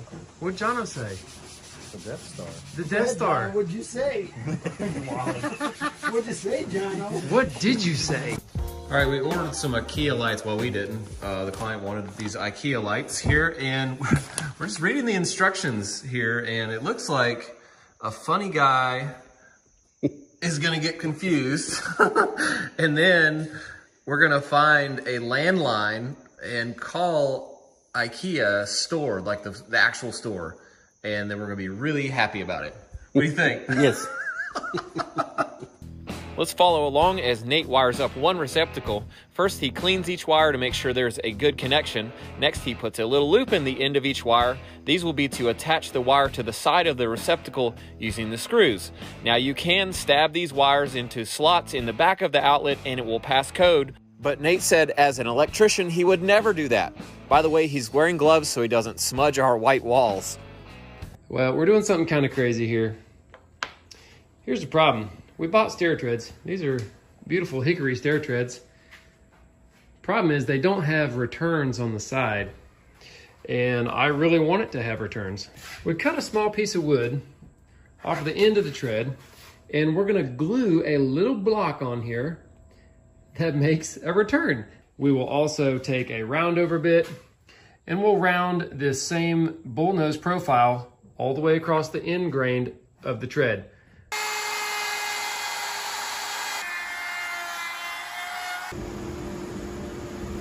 And the very next day out on the job, we are ready to install these stair treads. I can't tell you everything there is to know about installing stair treads in this short video, but I will tell you we always install the stair risers first, flushing them with the stringer above, and we use lots of liquid nails or other adhesive to make sure that nothing squeaks. So what we're gonna do is we're gonna bump our tread until the return hits that. So we know that this is spaced precisely. And if I can get it out of here without moving it, wow, that's tight fit. Now we're gonna use the same spacer against the wall. We're gonna simply place it against the skirt and scribe it. Okay, great. That's our cut? Yeah, and actually, I don't know if that's angled or square. It doesn't matter. We're simply gonna cut the line. Whether it's perfectly square, whether it is a little bit angled, it really doesn't even matter. We're not gonna check and we don't need to know. All we know is we cut that line and it fits that position.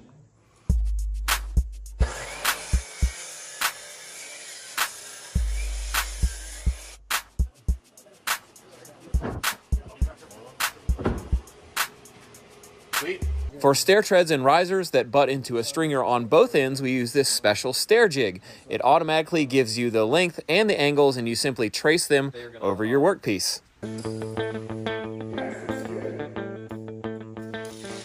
After all of the treads and risers were installed, we used a scribe molding underneath each stair nosing and up the side of each riser, leaving a 1/4 inch reveal.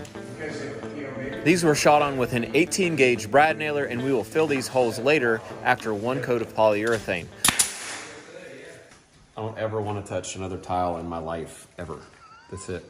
I don't do showers. We don't do showers. So But that's you the do. last one. But you do. Look how good it looks. So let's rewind a few days back to just the framing. We'll show you all the steps we took to make this a beautiful and a functional shower that will be leak-free forever. Okay, if you're thinking about doing your own shower like this built in, there's a couple important things that make this way better.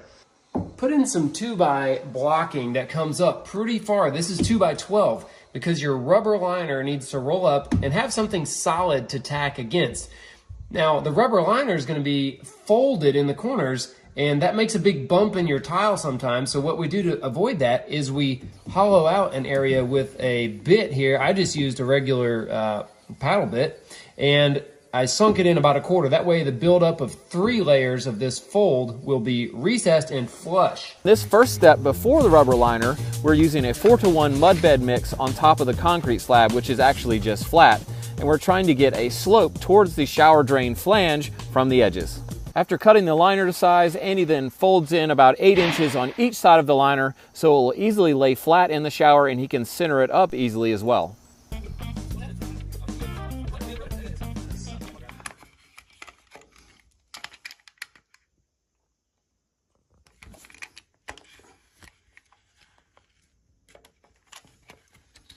Yeah, you want to pull that out of there. There we go.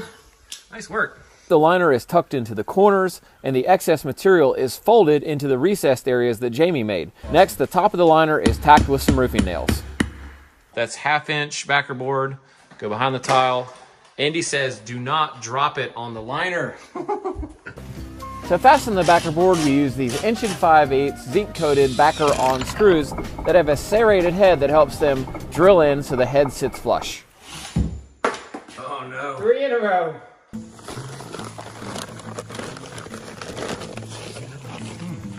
Fiberglass, eh? Yeah, a little fiberglass reinforcement there. You want it wet to where when you reach down and grab a ball, it forms in a ball, but it's not squishy. Andy starts the mud pan by compacting the 4-to-1 mix to our level line drawn on the wall. That will be a reference all the way around.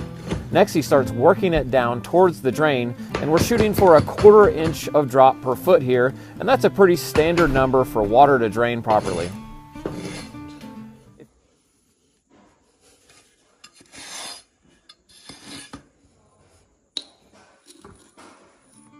Next, we cover all of the screw holes and all of the seams in the Hardy backer with a layer of thin set. On the seams, we use a fiberglass mesh tape to help reinforce the joint. This will give us a much tighter seal before we do the next step of the process. Once the thin set has dried, we can then roll on 2 coats of this roll-on rubber membrane. This seals the backer and keeps water from ever penetrating. And this stuff rolls on blue, but dries green, so you know when it's dry. Oh, wow. Yeah. You have to play some slow jams to that. Yeah, I like it a lot. Dude, you're making me weirded out. Sorry, just 3 dudes in the shower. Ain't nothing weird about that.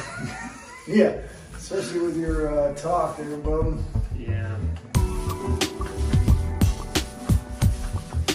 As an extra precaution, we also roll on 2 coats on the floor pan, which is not necessary with the rubber liner.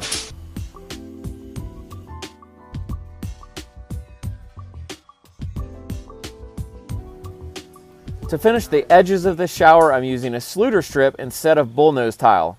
And I actually like this look because I think it's cleaner with a more modern look. What's your favorite part about doing tile, Jay? Nothing. Well, my favorite part of doing tile, I get to clean out.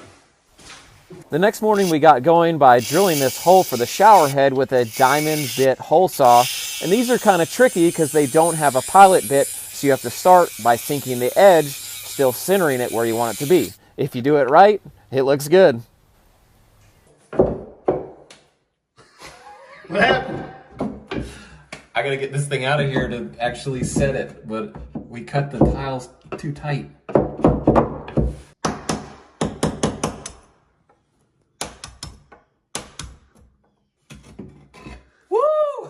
Look at that. Saved it.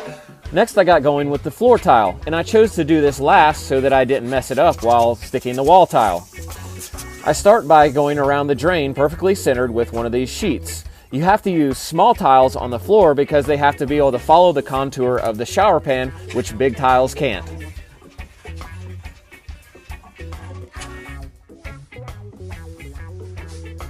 And finally, last, I grout the shower, starting with the walls and then the floor. I wiped it down a total of 3 times using clean water each time to get this thing done and done and done. It's done. I got a good video for today. Probably a video of me getting in my car and leaving. Tile sucks. The crew is in full swing to finish this project out in the next couple weeks, and it's a bunch of small projects near the end, but luckily we have a super versatile crew, and I'm so thankful they know how to do everything from block work to painting. And we even got the chance to do a few custom showpieces like this barn door in the master bedroom. We'll show you about that as well. Turns out the homeowner really loves it. Let's start out with the stain going onto the concrete floors that will give a cool modern feel to the inside of this home. We'll be doing 1 part dye to 1 part acetone reducer. All that is put into a handy dandy pump sprayer that can apply it with a fine mist. Now normally when you do acid stained floors, you have to come back and neutralize the acid later, but due to the color selection, we used a dye here, which is diluted and doesn't need neutralizing, so once it dries, it can get a top coat. Well, I'm gonna leave Jeff with this thing here. Apparently he's got it under control.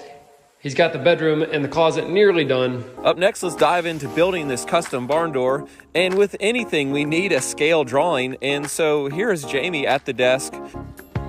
It took a couple tries, but after a while, Jamie came up with a design that he liked, and it was time to go into production.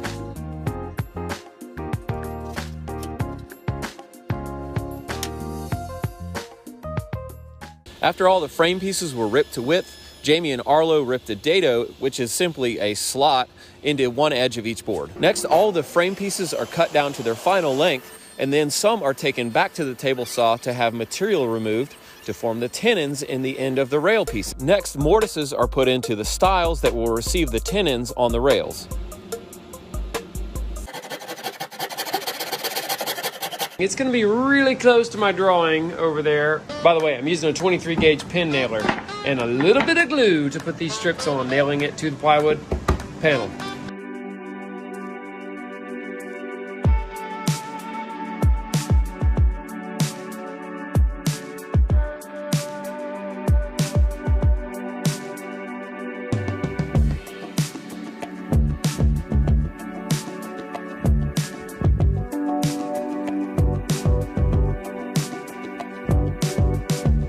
Back out on the job, it's time to check out our stained floors and install this barn door. I did not get to watch the guy put the clear on the floor, but here it is. Now this will get 1 additional coat of clear when we're all done. Our first step for installing this barn door is to install the mounting track to the wall. We tacked it on and then checked for level. Once we verified it was actually level, we came back with 3-inch lags into the framework. You got that there, Chief? Meanwhile, Arlo had our barn door and he was drilling to mount the rollers on top of this solid maple door.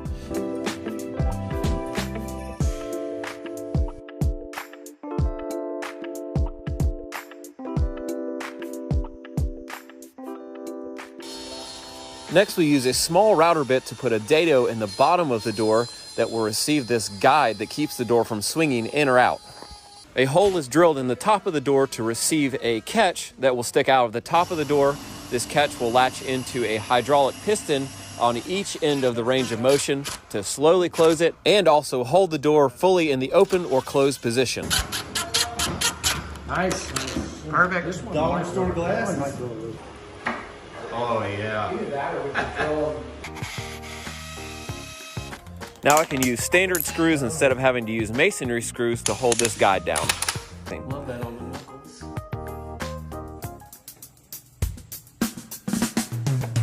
Arlo has been counting the side pieces that we need so we know how many pieces to rip out of our material here on the table saw. So right now we have all the side material in long pieces. Now we're gonna break them down a little bit more outside because I don't have enough room in my shop to run these things through the saw sideways.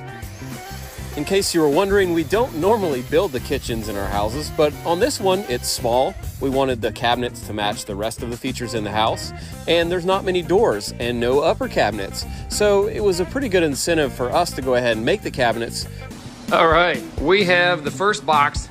This is gonna be kind of 2 cabinets built into one. That's why it's so huge. It's the sink cabinet plus a little dummy. Once the bulk of the cabinet boxes were assembled, it was time to process some material to make the face frames. In this case, we chose to use hard maple, which will match the accent wall that's in the same room as the kitchen at the Modern Mountain Getaway.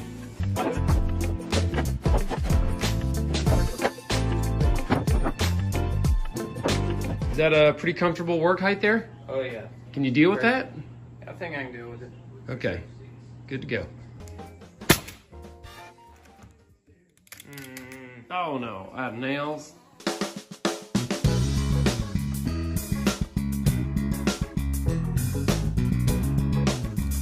Once the cabinets were assembled, it was time to move locations to the upper shop where there's more room to do the finishing.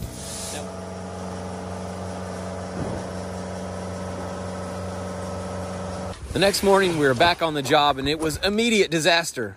Sauce down! Hot sauce down! Got your chicken nuggets and start dipping right now because it ain't gonna be good. Break for lunch! I'm not above that. It's still good.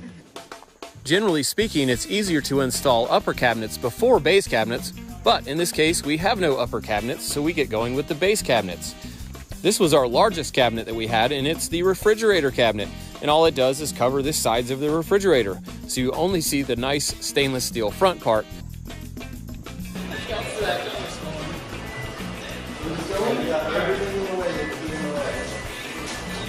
Some cabinets are harder to install than others, and definitely in this case the most difficult one was the sink base. It has pipes coming in one way and wires coming in from another, and they all have to be fitted into very precisely cut holes in different sides of the cabinet as the cabinet is lifted and set into place.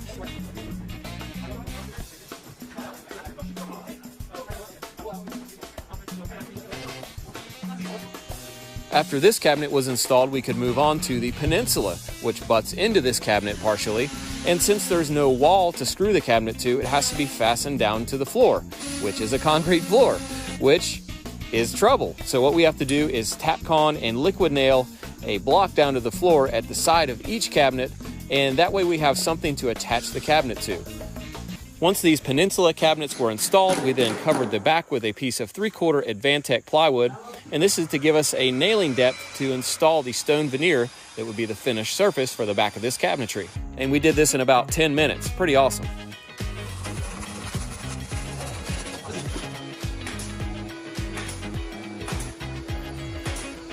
On the cabinets that do have doors, we simply used a piece of plywood banded with a piece of maple for a modern looking door. Hey, what's going on? Oh, you know, another day. You know it's 10, right? It's 9:54, actually. And I happen to notice you got your bike on the back there, huh? You never know You have what's some, gonna happen. You have some alternate plans today? You just never know is all I gotta say. I mean, could be work, could be biking. Man, to be the boss, man. Living the dream, living the dream. To get going with our wood counters, we first attached a piece of 3/4 inch plywood to the top of our cabinetry. We did this using pocket screws from the bottom instead of through the top, so that anytime later if someone wanted to remove this countertop, they could actually get to the screws. Next, we used an ample amount of wood glue to attach a 1/2 inch layer of plywood to the 3/4 inch base layer, and we staggered the joints in different places. To pull everything tight until the glue dried, we used a narrow crown stapler with 1-inch staples. So on to making those maple top pieces. These are a 1/2 inch thick by about 5 inches wide to cover the counter. And we're using the 3 main tools that we use every time we do anything in the shop: the table saw, the joiner, and the planer. These things are the real workhorses of making any piece of wood into something usable. Last, each board is resawn on the bandsaw to take each piece down to a final thickness of 1/2 inch. The next morning, out on the job, our first project was to apply a piece of maple banding to the edge of the plywood substrate. And Jamie always keeps a bunch of these tiny paintbrushes in his truck to apply glue to smaller work pieces like this. These were attached using our 23 gauge pin nailer, and this thing has a 2-stage trigger instead of a safety that you have to depress, so you can do really accurate placement. After all of the banding was attached, we then attached the planks to the top of the plywood substrate using glue and the same pin nailer. You can see why we did it this way. A wide plank countertop looks way more awesome. We then let the glue dry for 2 days and sanded the planks flat again. There was some cupping with the moisture. Then we started to apply our 2-part epoxy finish using this homemade bull float that Arlo made, and it worked great.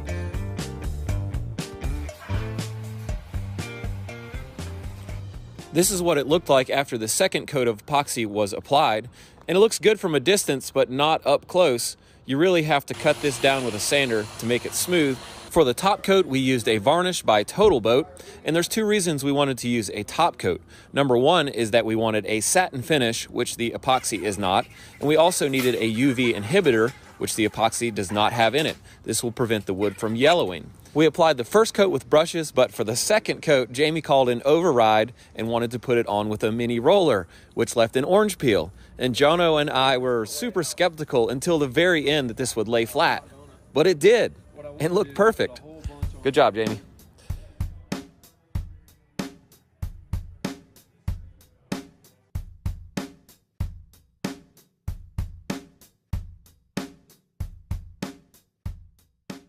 Up next, let's take a look at how we built and installed those floating shelves you just saw in the last clip. During the framing phase of the project, we welded up these rods and plates and screwed them to the side of the studs in the kitchen. Now it's time to actually figure out how to build these floating shelves to make them work with the rods we installed. So first we make a dummy shelf. That was all right. So pull it back off and see how tough it is. Ooh, it's not bad.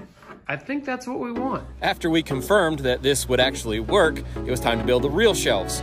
We used maple plywood 3/4 inch thick with the spacers, and then simply banded the edges with some maple that matched the rest of the kitchen cabinets.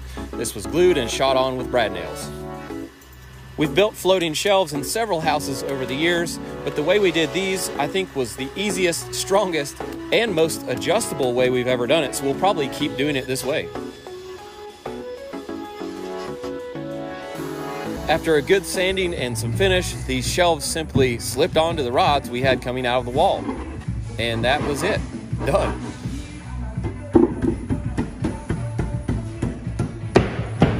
And finally, to finish out this kitchen, we're building 2 small pieces of concrete counter for either side of the stove. And this will make our form, making an 1 3/4 thick piece of concrete counter to match the depth of our wood counters. And if I had to do it again, I would use melamine instead of tape, but it worked.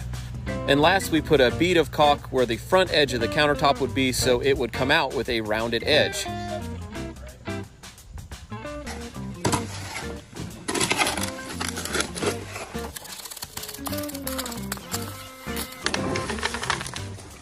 Once we had our concrete mixed the way we liked it, which I'm not sure if it's right or not since this is the first time I've ever done concrete counters, we simply added it to the form and then jiggled it to get any bubbles out. We also tapped the side of the forms with a hammer the whole time to try to get any air bubbles to come out into the surface to prevent any pitting, which we still did have some pitting, and we'll show you how we dealt with that in just a minute.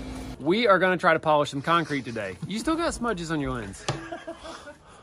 You got fingerprints on the lens. I think it's good. Can you see me? Yeah, I can see you. Okay. All right, we're putting some water on the piece of concrete that we're gonna try to polish, all right? I have never polished concrete before. Well, what I did is I went on Amazon, I found these abrasives here. These are wet diamond abrasives of sorted grits. So we got a hook and loop here. Wow, that's really on there good. 50 grit. There we go. We got water on here, and we'll give it the first. Now I got stuff on the lens. Wow! And maybe we should do this edge here.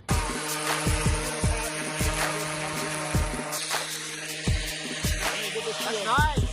Like that. I forgot my tanks today. After we went over both of the pieces of countertop with the coarsest grit, it was time to fill the voids that we had.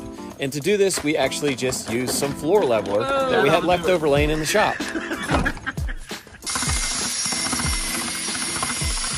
Good. Nice. Nice slurry. Okay. I mean, it needs to get actually like, oh, wow. This is what we're talking about. This is hand rubbed. Your skin's gonna come off your hand. It'll grow back. There's one done. Let's do number 2. Number 2. And we let them sit overnight. By the next morning, our filler had dried, and Jason took a small block of wood to take off the excess material before sanding with the finer grits. You know what they say? One way to do it, bub. To adhere the countertop pieces to the cabinet, we simply just use some trim grip adhesive and then set the countertop piece right on top. Oh, don't get any on you now.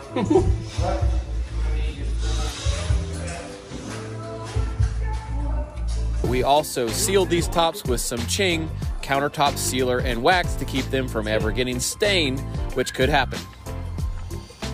And that's it. Our homeowner Tina now has a beautiful and durable modern kitchen with wood and concrete countertops, perfect for cooking and entertaining. So invite us over, Tina. We'd love to hang out.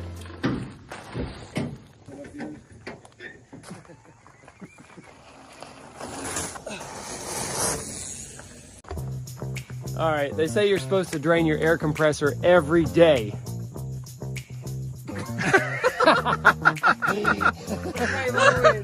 Every day. Who says that? They say. Air compressor people.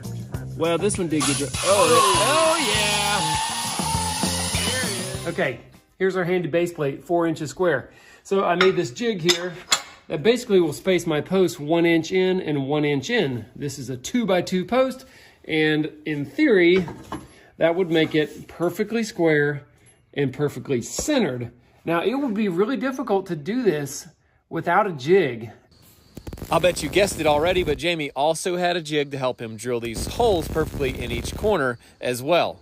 Back out on the job, we placed each post roughly in its position. Now there is an odd spacing because there's 12 steps and 4 posts, which means one space has to be different. Next, we set up our laser level in lock mode to cast a line across these posts at the exact angle of the stair nosings so that we could cut them off all perfectly straight. You could use a string line to do this as well.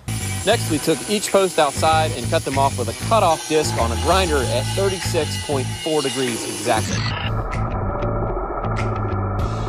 With the posts reinstalled all in the same locations, we could then measure for the top cap, and if you look closely, we're actually mitering where the top cap hits the bottom railing.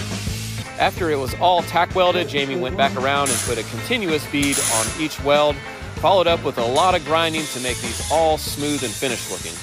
So, it's Arlo. So we've used our grinder with a hard grinding disc to take off the majority of the weld. We're trying to blend these surfaces out, and you know, we're not going for absolute perfection here, but I like to use a file sometimes because you can kind of skew it across the curved parts here. And in essence, the file won't get down into a low spot. It can only remove a high spot. After grinding and filing for about an hour, the final step was to use an orbital sander actually to smooth it all up.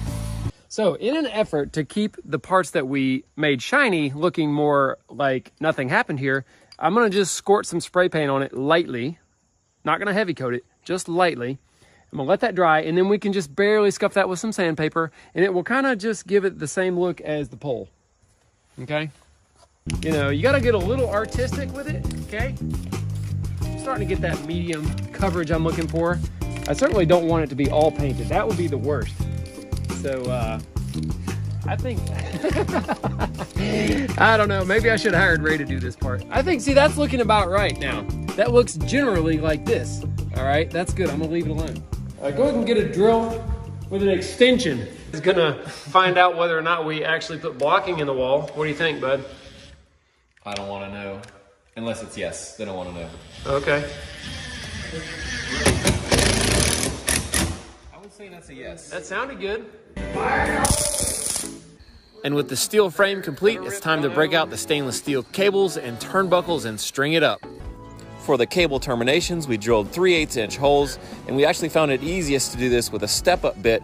You can see where we marked where we needed to stop drilling. The holes in the intermediate posts need to actually be drilled on an angle so that the cable will pass straight through on the angle. That's hard to do. You can't start a drill bit into metal at an angle very easily. So we drilled a hole straight through and then took a bit and sort of ovaled the hole out by tilting it up as I ran the drill. Once all of the holes were drilled, it was time to start cutting the cable with our cable cutters, and Ray and Jason both claim to be experts in this. And just go wham and slam it. I taught you this. No, I taught you that move. You are so full of crap, bro. Once the cable is cut, you can thread it through the holes and then swage the ends on. One end is just a termination, the other end is a turnbuckle, which is a fancy word for a tensioner.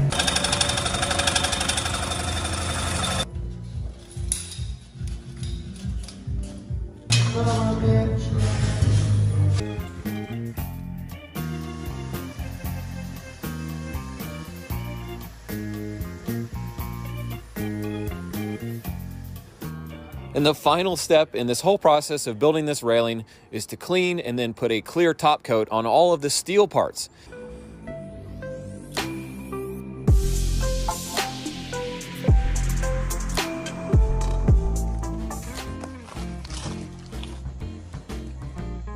That's it. All right, see you, bub. See you later. All right, I'm out of here. See you guys later.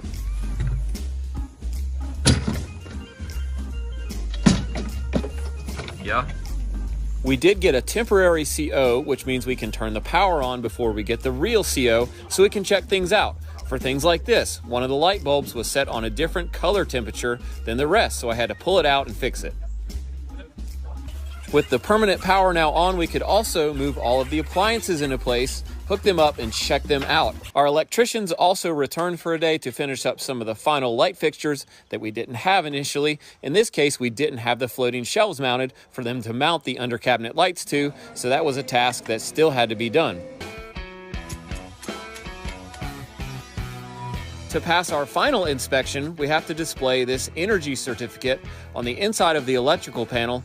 This sheet has important information like the solar heat gain coefficient in your windows as well as the U factor. It also tells the insulation value of your walls, ceilings, and floors, and also displays the duct leakage test results for your home. Moment of truth. Okay, wow, shit.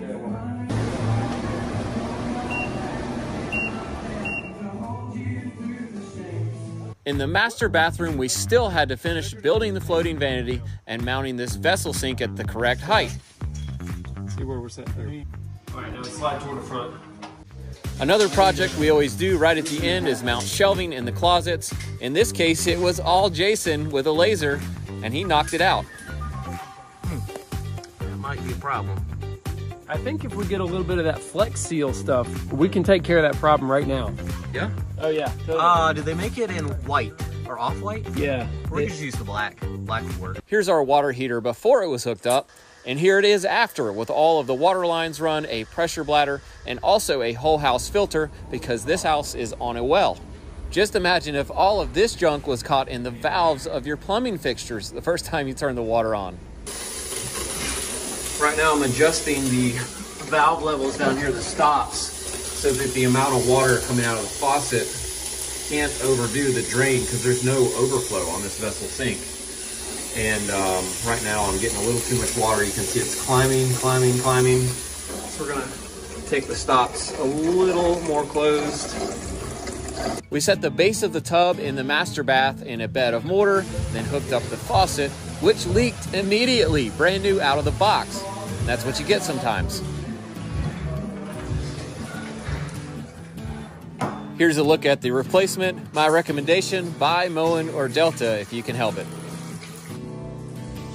Hit it.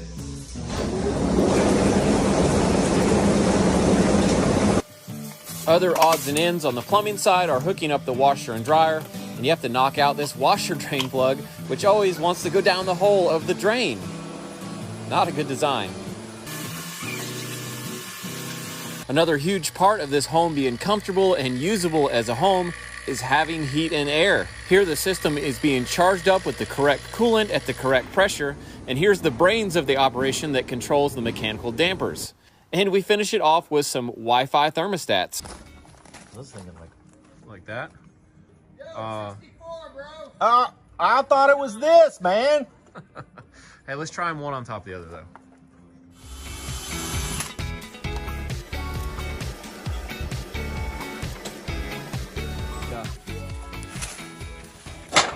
We came up here to put these on the post. It's already on the post, just covered in kudzu. So I think what we'll do is replace it with those that are reflective. Yeah, definitely. Another one of the small but seemingly endless tasks we had to get done was to fill in these control joints and do some clear caulk here before the final coat of clear goes on the concrete floor. And after one more final and very thorough cleaning of the floor, the final coat of clear finish was applied. If you're wondering who shoots these videos, it's me. Look at that.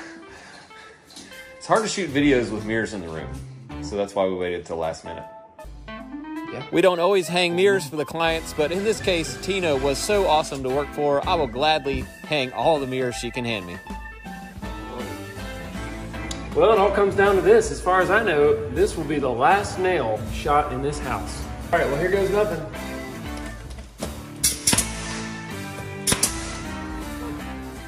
Well, that was easy. It was sort of anticlimactic, actually. Yeah, oh well, let's get out of here. And that's it. This house is done, start to finish. So another one in the books, and we want to give you a tour of the place, show you how it turned out. And by the way, you can rent this place on Airbnb or something like that. I'll put a link in the description. So let's get going and take a quick tour. Come with me. We'll take a look. So welcome to the living, dining, kitchen area. It's all one space here because this is a small house. And so all those spaces are combined, so we didn't have a bunch of tiny rooms. Nice organized glasses and dishes. It looks amazing. Over here on the plans, I had a wood stove. Tina decided not to do that because it's gonna be a rental and there was a risk of someone getting burned. Of course, that's not good. So it looks like it's gonna be like a seating area. Another thing I love about this living, dining, kitchen area is this. It opens up to the outdoors. Isn't that nice? Especially when you have a view like that. I love it. All right, next, let's take a walk into the master bedroom, which is right off the stairwell. This is a modest size room, but plenty big if you have a look at the size of the bed. We're also gonna put in some floating nightstands. Since there's no nightstand here, Jamie's on his way right now with the brackets and the boards to build those so you could do like a lamp or anything else on the nightstand that you would normally do. Off the master bedroom, we have this awesome barn door we built from scratch. That opens up nice and softly to the master bathroom, which the homeowner's favorite thing about this house is definitely right in here. Let's have a look. Here it is, a giant air jacuzzi tub looking at the view, and they may have to get curtains, but I don't know, there's no neighbors, there's no one that's gonna look in, so they'll just have to figure that out. Over here we have the shower, and we do have a glass shower door on order. That's gonna be a 3/8 glass, frameless, so this is just temporary, but you can see what we did there. And of course we have the vessel sink, which is a large piece of stone carved out. The laundry room didn't get a lot of attention while we were building because it's a laundry room, but there it is. And she's gonna do a curtain across here. So small house, small laundry room, but it works. And actually, let's stop on the stairs because the stairs are kind of a really cool feature of this home. We've got a maple wall that's made out of maple planks, hard maple, and we have this really cool modern looking steel and cable rail that we built from scratch. We have these like hidden tensioners, so there's no turnbuckle visible on 3/16 cables. And this is two parts. It's a 2x2 frame for the railing, and then a 1 5/8 outside diameter continuous handrail on the inside of that, and that way it passes code. Heading on up, these are hickory treads, and the reason we chose hickory is because it matches maple really closely. Like, this is maple, this is hickory. You can see how well it matches. That's a good hard wood. It won't scratch or dent really easily, and it matched. Well, and the other reason is that the floor up here, in order to match our maple, is wide plank hickory, which it turned out great as well, and I'll give you a little close up of that. Welcome to the loft. This is a really nice space, has vaulted ceilings, and it's gonna be like a combo bedroom, extra living area for whoever stays here. The paint scheme of this house is white on white on white. The walls are a flat, extra white, and the trim is a semi-gloss, extra white. And I didn't really know how that would look, but actually it's very soothing. It's very nice. And I actually really like it. I wish my house was so clean and bright looking actually. But I have two huge dogs, so in my house there would just be brown streaks down both sides, so I'm not gonna be able to do this. One other feature that makes this home look more modern and cool, in my opinion, are using these black window frames. These are Andersen windows, the 100 series, made out of a material called Fibrex, which is kind of like extruded Trex decking, and then it's painted, so you can get these really nice commercial looking black windows, and they're not super expensive like it would have been if we would have ordered wood clad windows to get the black cladding on the outside. In the loft, there's two doors. One door leads to the mechanical room, and storage room, which has our heat and air, hot water heater, and the electrical panel, and the water filter. Since we're on a well here, that's important. And behind door number 2 is just a half bath. And we just put this mirror in like 5 minutes ago. So just a small vanity, toilet, mirror, everything you need to get freshened up in the morning or use the bathroom. Some other details that weren't in the videos is this top cap, which is maple to match everything. Turned out really nice. And then we have this little ledge, I guess I would call it, and she's used it sort of as an art display. Those are moss balls, if you're wondering. And I think they look pretty cool. I don't know how they got them up there. A couple little details on the outside. I intentionally offset this bump out by this much so that they could fit a grill on their patio without it blocking the window. And that looks like it worked out perfectly. So I'm happy about that. And if we go around here, we also have this little hidden area, which right now it's, sorry Tina, this is the junk from moving in, but eventually this is going to be decked out as a little Zen seating area for their Zen garden, which is going to be out here where this flag is, I think. It's going to be like a fountain or something fun right here, and you can just sit and relax and kind of get away from everybody. My original idea for this space was actually to wall it all in and have like some barn doors, and you could put your lawnmower and rakes and tools in here and lock it up. But since this is a vacation home, they would rather relax than have to work while they're here, so they decided to do that. Now we're on the outside of the house. Let me tell you a few notable things on the outside. You'll notice that we have these 3-foot overhangs, okay? And that's important because this house faces generally south, and in the summer, these large overhangs will shade these large windows when the sun is more directly overhead, okay? But in the winter, when the sun is at a lower angle in the south, as it is here in the winter, you will get a lot of passive heating through these large windows. And I told Tina, I don't even know if you're gonna have to turn the heat on to keep this place warm because there's so many large windows. So that's one feature. Another thing is we used all kinds of different materials on the outside. We used stone, we used wood siding, we also used composite shakes to break up the height of this structure and give it a really cool and interesting look, even though it's really a pretty small structure. I think we're done. We are done. We're done with the tour. We're done building the house. Thanks for watching. We really had a great time building this and had a great time putting it on YouTube. Stay tuned though, because our plan is to build another house and film it and put it on YouTube. And I hope you enjoy watching that as well. Thank you guys.